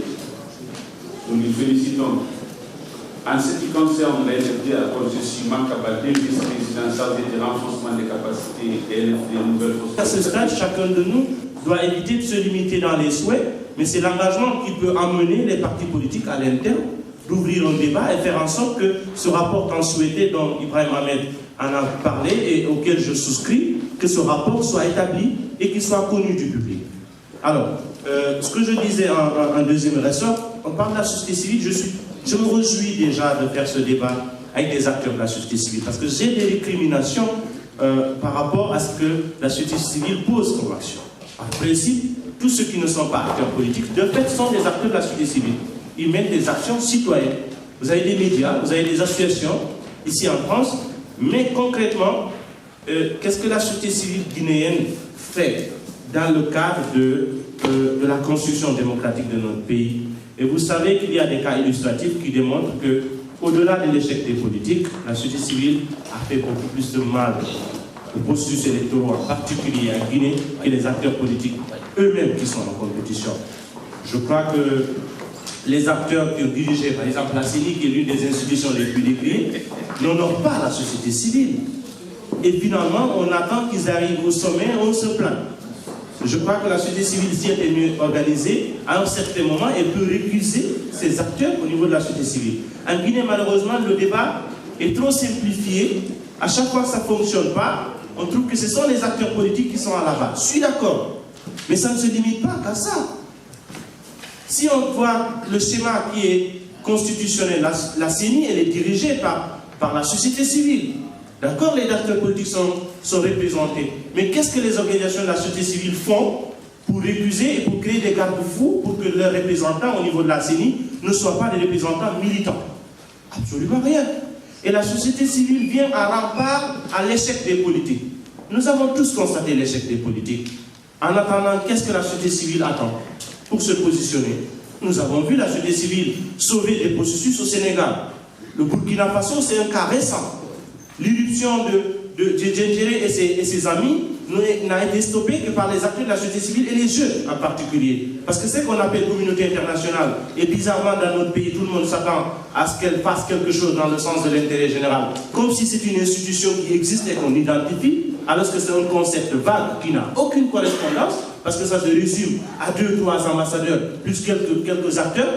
Nous avons vu Bertrand Kossery et Alexander Laskaris comme s'ils doivent délivrer des certificats de démocratie dans notre pays, outrepasser leurs prérogatives, s'en prendre à des acteurs du processus, à des compétiteurs électoraux, du côté de la France ni du côté des États-Unis. On n'a vu personne aller au ministère des Affaires étrangères ou bien faire des manifestations, demander à ce que Laskaris n'outrepasse pas ses prérogatives d'ambassadeur. Je crois que c'est des choses qui peuvent se transformer en débat de politique intérieure ici, entre la gauche et la droite, parce qu'avant tout, c'est un socialiste qui est en Guinée, qui est ambassadeur de la France en Guinée et qui fait ce qui est en train d'être fait. Les Guinéens attendent ça de la diaspora guinéenne en général, ils attendent ça des acteurs de la société civile en général. Mais à ce niveau, qu'est-ce qu'on fait? Je crois que c'était ce qui était engagé au début. Qu'est-ce qu'on fait et qu'est-ce qu'on doit faire? La société civile guinéenne en général et celle qui vit à l'extérieur, tout n'est pas rose, vous allez l'admettre avec moi. Si elle doit se remettre en question, parce que c'est l'échec des politiques qui amène des positions extrêmes, des choix extrêmes. C'est évident que même ici, quand le FN perce en politique, c'est parce que la gauche et la droite ont montré leurs limites et les gens font un choix par défaut. Dans notre pays, on sera peut-être amené un jour à choisir des extrémistes qui vont diriger, qui viennent de tous bords. Peut-être la prochaine question que je vais aborder, parce que j'en ai entendu parler, c'est l'ethnocentrisme ou l'ethnostratégie. Vous savez que fondamentalement, c'est quelque chose qui est construit et qui est temporaire. Moi, j'ai eu accès à certaines études ou à des débats sur l'ethnicité, parce que ça va au-delà. C'est un débat sociologique. Vous voyez que dans la première phase de l'histoire politique de notre pays, on avait l'impression, je dis bien on avait l'impression, que c'était un antagoniste Malinké-Peul, parce que tout simplement, celui qui dirigeait était de la première communauté, et potentiellement ceux qui pouvaient lui faire ombrage étaient d'une autre communauté.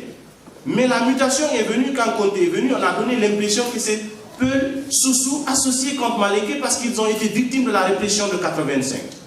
Quand Dadis est venu, c'était vu comme étant Guerzé Peul parce que c'est lui qui était plus proche du pouvoir potentiellement, était issu d'une communauté Peul. Et aujourd'hui, on voit les deux grands groupes ethniques qui créent un bipolarisme sur le paysage politique en Guinée. C'est plus virtuel que réel.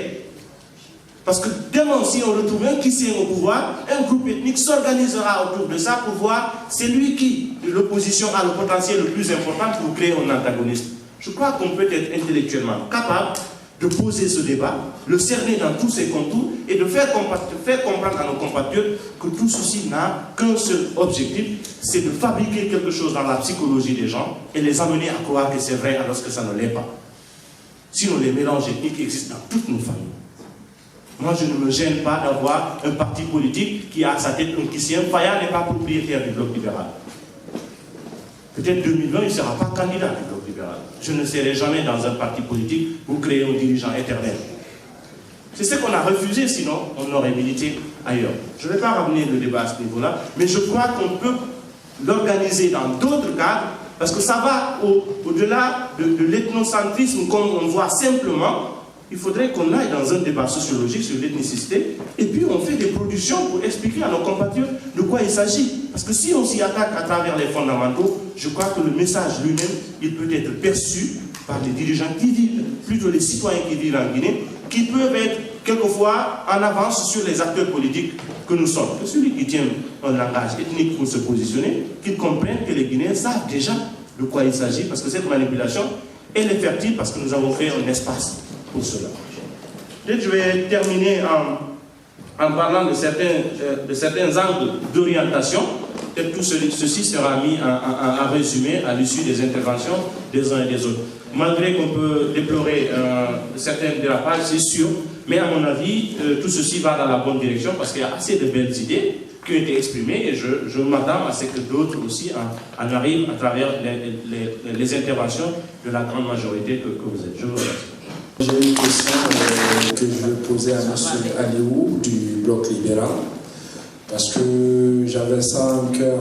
Je veux juste vous demander, monsieur, sachant qu'en 2013, vous êtes allé aux élections législatives.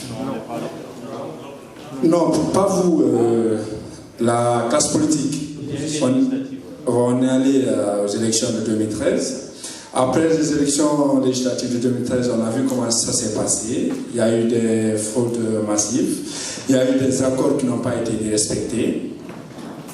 En 2015, il y a eu des manufacturiers, il y a eu les accords du 3 juillet qui ont été mis en place, qui n'ont pas été appliqués. Il y a eu les accords du 20 août qui ont été mis en place, qui n'ont pas été appliqués. Je demande pourquoi, selon moi, l'opposition guinéenne est partie aux élections en cherchant qu'ils partent pour perdre les élections. Tout à l'heure, lors de votre intervention, vous avez dit quoi? Vous avez dit, vous êtes parti comme acteur. Pour moi, je ne peux pas aller à une guerre tout en cherchant que la guerre est perdue d'avance. Donc, je veux savoir pourquoi l'opposition n'a pas demandé à ses militants de ne pas assister à cette élection. Parce que le jour de l'élection, moi j'étais là, j'écoutais les infos. Vers 20h de Paris, les élections étaient terminées déjà en Guinée. Je voyais des articles qui apparaissaient sur les différents réseaux sociaux. On me disait que déjà l'opposition rejette les résultats. Moi je ne peux pas comprendre que tu appelles tes militants à aller voter le matin et qu'à 19h, même le bureau de vote n'a pas été fermé, et que tu dises, moi je ne reconnais pas les élections. Pourquoi tu es parti alors? Moi je suis venu ici pour entendre la jeunesse. On a dit, tout le monde l'a dit, il faut balayer les politiciens actuels. Alors moi j'aimerais savoir comment. Concrètement, comment? Parce qu'ils existent et je ne vois pas comment on va pouvoir les balayer. Donc moi, je n'aimerais pas qu'on fasse le bilan des élections. On peut le faire, mais dans ce cas-là, on nous dit le titre, aujourd'hui, c'est le bilan des élections. Si on nous dit la jeunesse demain, ben moi, je m'intéresse à la jeunesse en 2020. Donc comment ils vont faire? Ici, je suis content parce que je vois il y a une pluralité. Il y a des jeunes qui viennent de partout, de toutes les communautés, et qui représentent peut-être, au fond d'eux-mêmes, toutes les sensibilités. Donc répondre au bilan, ça va faire la cacophonie, parce que chacun a son histoire à raconter, et évidemment elle ne sera pas la même. Donc ça ne nous intéresse pas. Moi ce que je veux, c'est savoir si la CENI, par exemple, en tant qu'institution, les jeunes, vous souhaitez l'éliminer. Est-ce que le prix du riz, ce sera toujours à 250 000 francs guinéens, et comment on fait pour le maintenir à ce niveau-là? Les jeunes qui veulent entrer dans les partis, s'ils veulent entrer dans les partis, ça veut dire que les partis actuels vont rester. Donc est-ce que les jeunes vont créer un nouveau parti? C'est ça qui m'intéresse.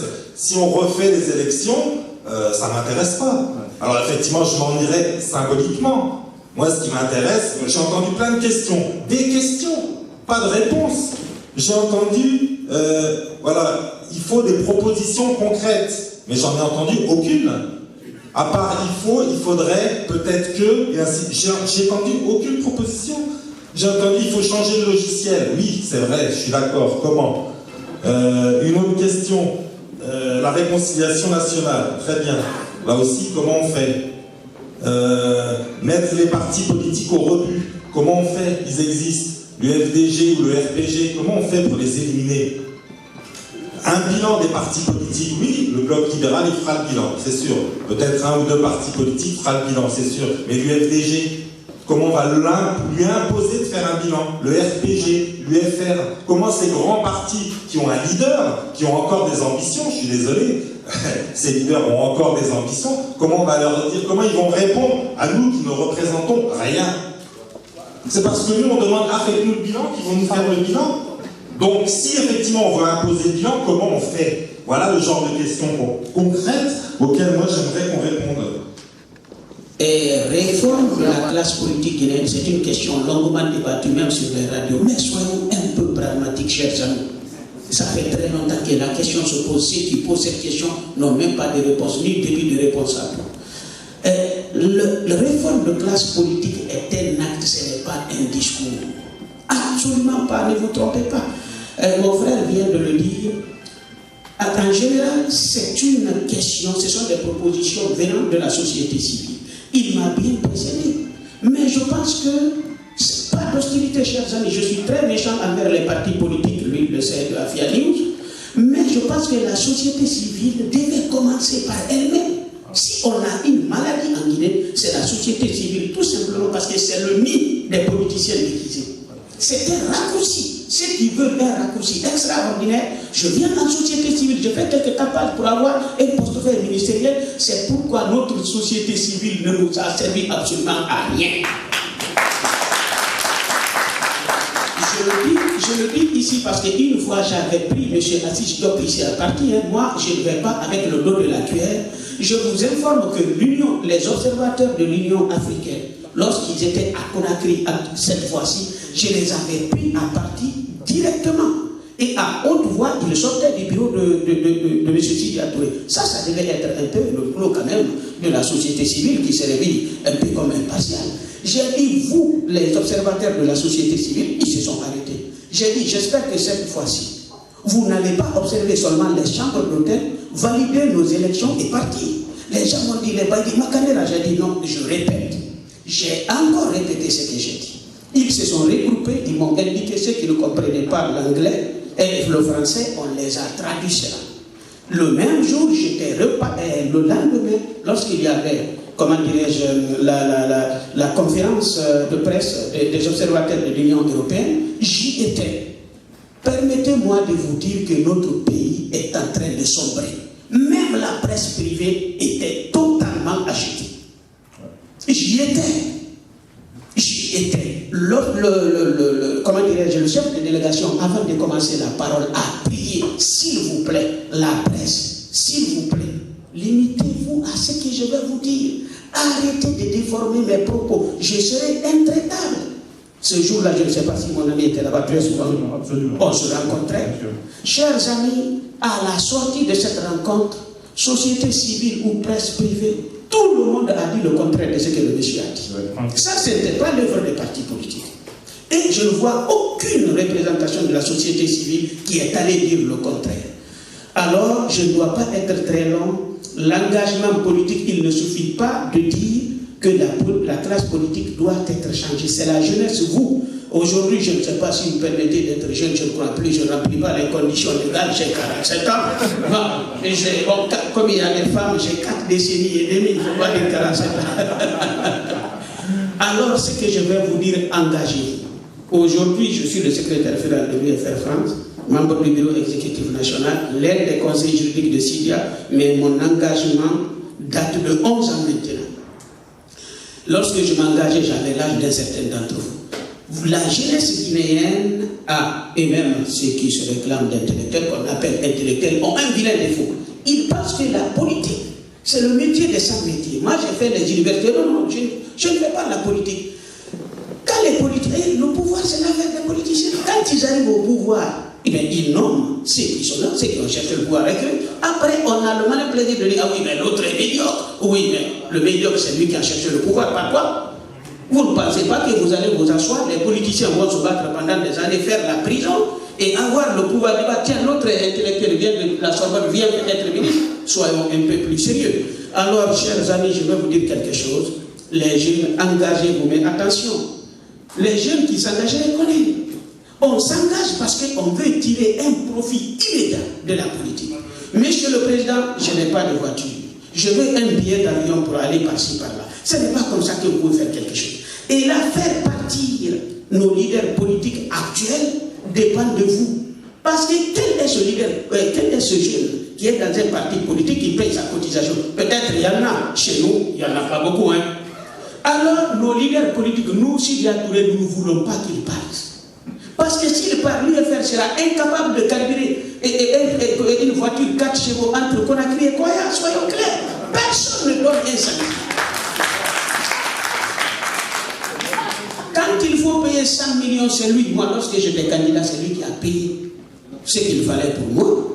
Et là, quand on est ici à Paris en voiture, on l'appelle pour lui demander, monsieur Touré, il y a 40 000 francs guinéens à payer par là. Il dit, même en Europe, vous m'appelez quand même pour 40 000 francs guinéens. Mais comment ces gens-là vont partir? S'il n'y a pas aujourd'hui, lui faire, c'est cool. Donc, engagez-vous pour ne pas être très loin et surtout changer cela, montrer aux leaders politiques que les partis ne l'appartiennent pas, ne leur appartiennent pas. Dans ces conditions, vous aussi, vous allez cotiser et vous ne serez pas là à demander au président de vous acheter un costume et une voiture ou autre chose. Mais je suis déjà trop long, j'ai beaucoup de choses à dire, mais bon, merci. Je vais commencer par une. Les mêmes causes produisent toujours les mêmes effets. On parle de société civile, mais avec quel acteur? Parce que là, je vois sur la table, il n'y a que la plupart de ce que je vois, c'est vrai qu'il y a des gens de la société civile, mais il y a beaucoup plus de partis politiques. Si on envoie les problèmes, les débats des partis politiques dans la société civile, c'est sûr que c'est voué à l'échec. Moi, je veux, à défaut d'innover, on peut copier ce qui a marché ailleurs. On prend le cas du Bénin. Yahi Boni était un président issu de la société civile, il n'a aucun parti politique. Si on est tous d'accord que tous les membres, tous les leaders appartenant des partis politiques ont échoué, on peut copier ce qui a marché au Bénin. Yahi Boni, par exemple, il n'est pas issu d'un parti politique, mais il est le président du Bénin et ça ne va pas mal au Bénin, quoi. Aujourd'hui, je veux qu'à l'issue des propositions où on peut marquer dans le mémorandum, qu'on sorte des propositions allant dans ce sens-là. Une société civile apolitique. C'est-à-dire, si on prend l'IF, les NFD, tout ça, NFD Moukta Diallo est un parti allié à Cellou Dalein Diallo, en tant que jeune, pourquoi il n'a pas pris ses responsabilités pour être candidat? Voilà des questions que je pourrais me poser. Moi, je ne peux pas directement ou indirectement ne pas soutenir, en ne soutenant pas Cellou Dalein. Si je soutiens Moukta Diallo, indirectement, je soutiens Cellou Dalein Diallo.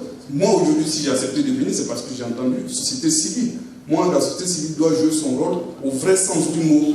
Une société civile apolitique. Parce que c'est le même problème que connaît la CENI aujourd'hui. On a pris des politiciens pour meubler la CENI. Comment est-ce qu'il n'y aura pas de problème? Il faut prendre des gens qui sont vraiment de la société civile, qui vont apporter un message nouveau. Parce qu'aujourd'hui, en Guinée, on dit que les gens, ils n'écoutent pas. Mais comment ils vont écouter des gens qui ne sont pas audibles? Ils ne sont plus audibles, nos leaders. C'est ça le problème. Ils sont réunis à Paris, Kouyaté, Sidia et Cellou Dalein Diallo. Ils ont dit aux yeux de tout le monde que Alpha Condé était illégitime. Vous savez ce que ça veut dire être illégitime? Je ne vais pas vous apprendre la langue de Molière, mais quand on est illégitime, on discute avec quelqu'un d'illégitime. Alpha Condé les appelle un mois après, ils s'asseyent, ils discutent avec lui. Pour moi, demain, cette personne ne peut rien me dire qu'il puisse m'engager. Et des exemples comme ça, je peux citer plusieurs. Les délégations spéciales ont été dites ici qu'elles sont illégales. Aujourd'hui, ils partagent cette illégalité avec Alpha Condé. Au nom de quoi? Aujourd'hui, moi, si moi je vais être candidat à une élection en Guinée, parce que je n'ai pas de parti politique, je n'ai pas droit. Voilà des questions sur lesquelles on peut se pencher. Aujourd'hui, société civile, un jeune qui vient briguer la magistrature suprême ou la localité de pays, comment est-ce qu'il peut participer à une élection sans appartenir à un parti politique? Essayer de faire bouger les lignes dans ce sens-là, en mettant la pression sur nos députés pour qu'ils insèrent ou bien qu'ils modifient la loi dans ce sens-là. Au lieu que les députés aillent se battre pour réclamer un véhicule 4x4, je préfère que ces députés-là aillent se battre pour modifier la loi allant dans le sens des jeunes. Parce qu'on a bien un député aller se battre pour réclamer son 4x4. C'est bien beau, tout le monde veut des 4x4. Mais qu'est-ce qu'un député en Guinée a fait depuis qu'ils sont au pouvoir pour mener des actions concrètes pour que nous, les jeunes, on soit bénéficiaires? En Côte d'Ivoire, les dernières élections, il y a combien de candidats qui sont indépendants et qui n'ont pas de parti politique? Ils sont 2 ou 3. On peut vouloir briguer une magistrature sans forcément appartenir à un parti politique. Parce que quand tu parles de parti politique aujourd'hui, le premier réflexe qui sort, c'est que moi, je ne fais pas de politique, ils sont tous pareils. C'est le même constat ici en France aujourd'hui. Si l'autre parlait de la poussée du FM, à un moment donné, quand les gens ne se reconnaissent plus, on devient inaudible. Et pour être audible, il faut créer quelque chose de nouveau, un citoyen nouveau, une société civile forte, une société civile débarrassée de tous les membres politiques. Parce que tout de suite, on a vu, là, il y a déjà des contradictions. L'autre parle du NFD, l'autre parle du bloc libéral. Après, moi, ça ne m'intéresse pas, quoi, je vais dire. J'ai eu 2 mois pour entendre parler du NFD, du bloc libéral. Ça m'a largement saoulé. Aujourd'hui, si je viens, je veux qu'on me parle de la société civile, quelque chose de nouveau. Qu'est-ce qu'on peut mettre dans le mémorandum qui puisse nous permettre, moi demain, si je vais être candidat à Ratoma, sans appartenir à un parti politique, être candidat à la municipalité de Ratoma, par exemple. Voilà ce que je veux dire. Si les intervenants aussi ont des actions concrètes, comme a demandé le rapporteur Gandhi, des actions concrètes, pas le verbiage qui doivent être menées, vous pouvez réagir rapidement en 1 minute. La parole à Kemoko. Assez globalement, je pense que je vais aller dans le sens de M. Gandhi, qui disait qu'il n'est pas là pour des propositions de partis politiques, et plutôt de la société civile. Vous avez raison quand même de faire ces critiques de la société civile. M. Makane, là, je vous rejoins vraiment. La société civile guinéenne aujourd'hui va très mal. Mais c'est notre société nationale, c'est la Guinée qui est malade. C'est notre société qui est malade, vraiment. Ce n'est pas seulement la Haute-Guinée, ce n'est pas seulement la Moyenne-Guinée, mais vraiment, nous avons un système politique qui a pourri complètement la société. Je ne me reconnais pas du système du parti unique. Mais sous le parti unique quand même, malgré ces dictatures, le Cambarou et tout ça, c'est vrai, et c'est condamnable encore une fois, mais le peuple quand même était regroupé et uni, c'est-à-dire dans un même... C'est regrettable quand même, hein, mais ce n'est pas seulement le cas de la Guinée. Voilà, les systèmes de parti unique, même en Côte d'Ivoire et dans les autres pays, ont réussi quand même à transcender ces clivages-là. Je n'appelle pas les gens à y revenir, mais je pense que nous devons sortir du multipartisme intégral. C'est la première proposition que je fais. Nous devons avoir le courage de réfléchir sur un système, un mode de scrutin qui peut être conforme aux réalités nationales. Le multipartisme intégral, pour un pays comme la Guinée, ne fera que rêver les querelles ethniques. Parce que pour Kémougou, on peut comprendre, il est né à Conakry, d'un papa terre, d'une maman terre. Voilà, mais pour un enfant qui est né à Labé, par exemple, qui est né à Labé et qui est né à Dalem, par exemple, il se réveille, il partait au champ, il est venu, il est frappé par l'illettrisme. Voilà. Il voit en face de lui Sidi Touré et Seydou Dalen Diallo. Pensez-vous qu'il va réfléchir au problème au projet de société de Sidi Touré? Non, c'est la proximité directe qui prendra. Et encore pire, des grands intellectuels comme Thierno Morenemou et autres, qui n'ont pas pu se mettre, qui n'ont pas pu prendre la hauteur par rapport à cette question-là. L'ethnocentrisme est un problème de notre pays. Je pense que c'est le principal problème de la Guinée. Il faut avoir pour répondre aux questions, merci. Bon, alors, pour répondre, nous proposons de sortir du multipartisme intégral. Nous pensons que c'est important, qu'il faut le quitter. Nous proposons l'organisation à la place de la réconciliation nationale d'une conférence nationale. Pourquoi j'insiste là-dessus? Parce que nous n'avons pas connu de guerre civile, Inch'Allah, nous n'en connaîtrons jamais. Bon, la réconciliation nationale, elle peut être plus apte à d'autres pays que la Guinée. Mais la conférence nationale, elle est importante. Et j'ai cité les deux volets, c'est-à-dire le mécanisme de réparation, parce que nous avons connu des événements douloureux qui ont blessé des familles. Il faut vraiment permettre à certains de le faire. Et aussi, le mécanisme de prévention des conflits aussi, il faut le faire. Aussi, nous proposons aussi la création d'un mouvement national, d'un véritable mouvement national apolitique, transversal et représentatif de toute la société.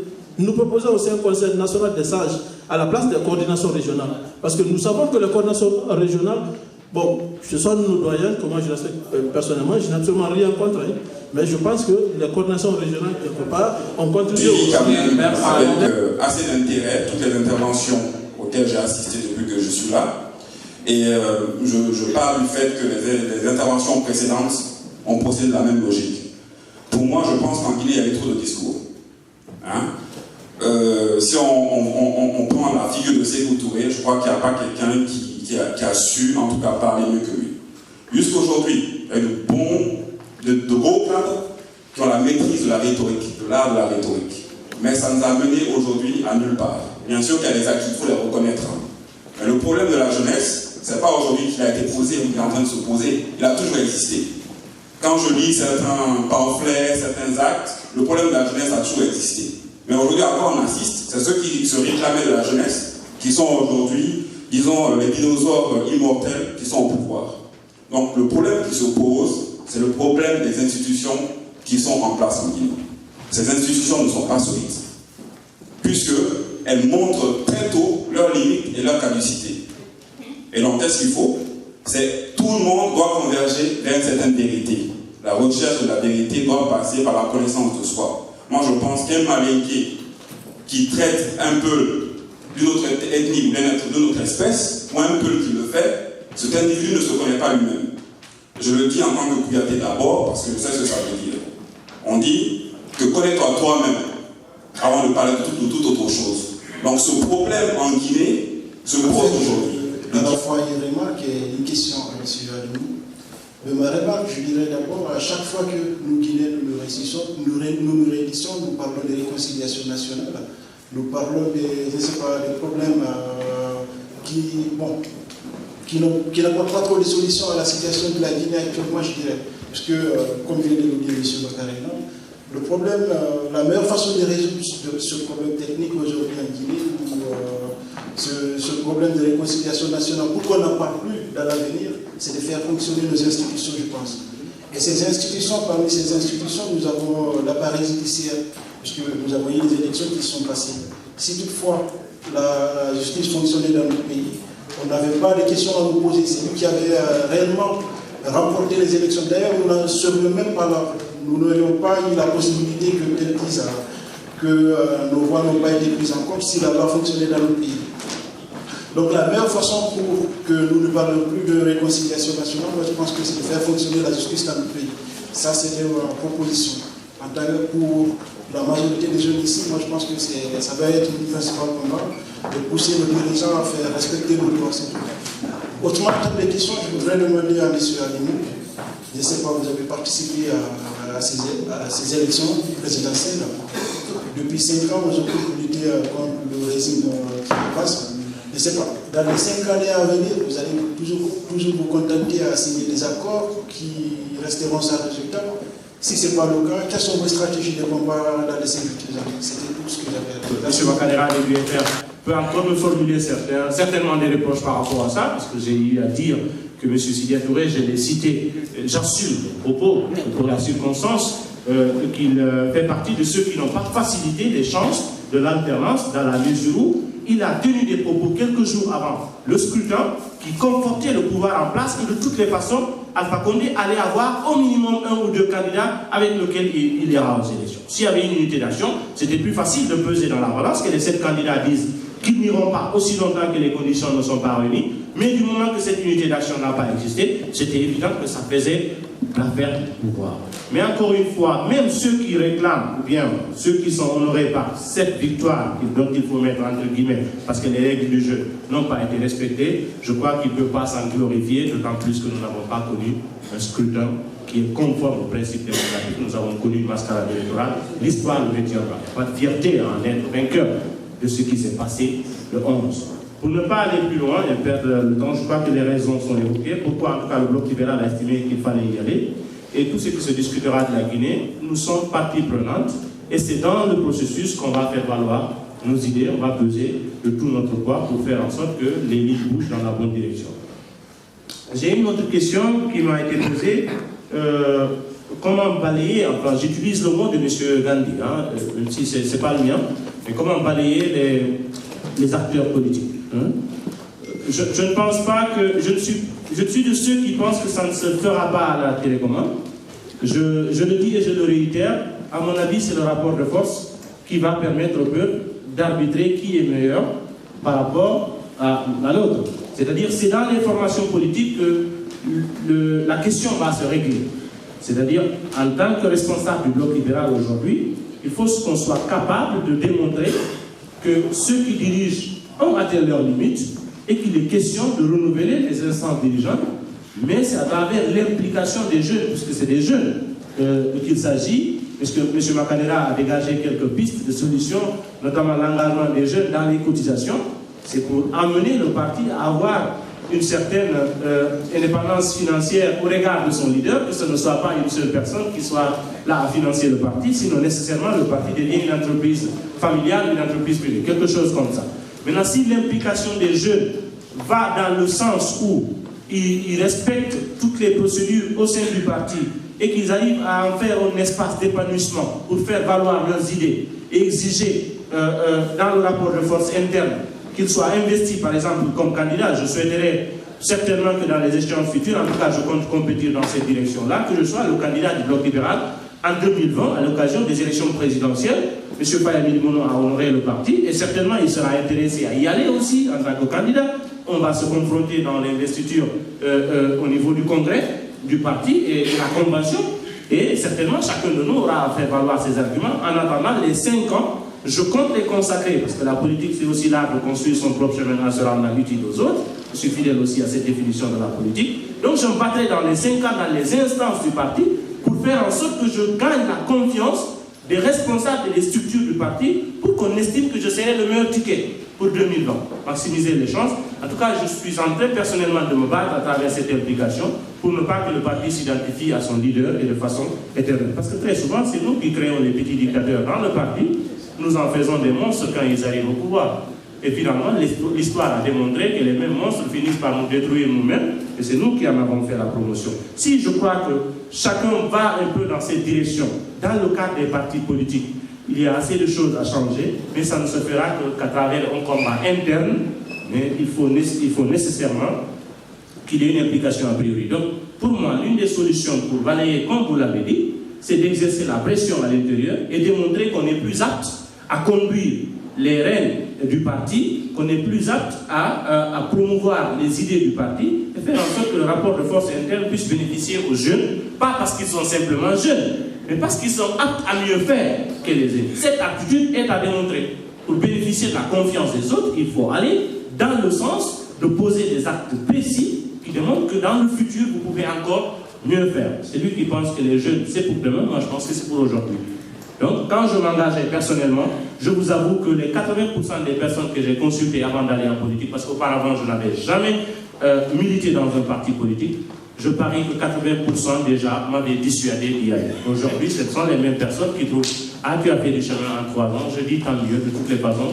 Je crois que chacun peut faire mieux que tout ce qu'on est en train de faire. Donc l'implication pour moi et le rapport de force en interne peuvent être des solutions, entre autres, pour que nos aînés se mettent à l'écart. Ça va commencer par le RPG, je le souhaite, et on va toujours souhaiter que le débat contradictoire se fasse, parce que si les gens pensent qu'assimiler l'unité entre Guinéens, c'est taire tout débat contradictoire, je ne suis pas aussi de ceux qui pensent qu'on va faire un modèle de démocratie à la malienne, donc consensuel, où il n'y a pas d'opposition, tout le monde vient partager le cadeau. Le Bloc libéral, en tout cas, estime que pour l'avenir, et c'est pour aborder la troisième question, nous demander qu'est-ce que nous envisageons pour l'avenir, nous comptons nous inscrire et continuer de figurer dans le registre d'une opposition constructive et qui se battra pour la promotion des valeurs et la défense des principes. Les objectifs les plus immédiats, c'est-à-dire c'est de faire notre introspection. On avait une proposition sur la table qui n'avait pas été prise en compte, qui revient en surface, c'est-à-dire la tenue des États généraux de l'opposition guinéenne. Actuellement, l'horizon est complètement obscur. On attend la publication des résultats. Je crois que quelque part, il y a des idées de gauche à droite, du gouvernement d'union nationale et autres. Nous avons déjà marqué notre position. Nous ne sommes pas intéressés. Donc ceux qui doivent aller certainement iront en attendant. Et on verra bien quels sont les partis politiques qui peuvent recomposer avec nous une opposition autour des États généraux de l'opposition, assortis d'une charte de l'opposition républicaine qui va définir les nouvelles orientations de la lutte politique pour la démocratisation de la Guinée dans les années à venir. Pour terminer, il y a des communales en perspective pour lesquelles nous nous battrons pour avoir des élus dans la plupart des circonscriptions du pays. Le potentiel existe. Et après ma tournée européenne, une mission va se déployer à l'intérieur du pays pour aller justement essayer de renforcer nos structures pour faire en sorte que les communales se tiennent dans les plus brefs délais, parce que déjà nous avons dépassé le délai constitutionnel pour lequel les communales devaient se tenir, et les échéances futures, les législatives ainsi que les présidentielles, le Bloc libéral entend continuer de se renforcer. Je crois que c'est l'avant-dernière question. Je crois que c'était la dernière question à laquelle je vais répondre. Je signale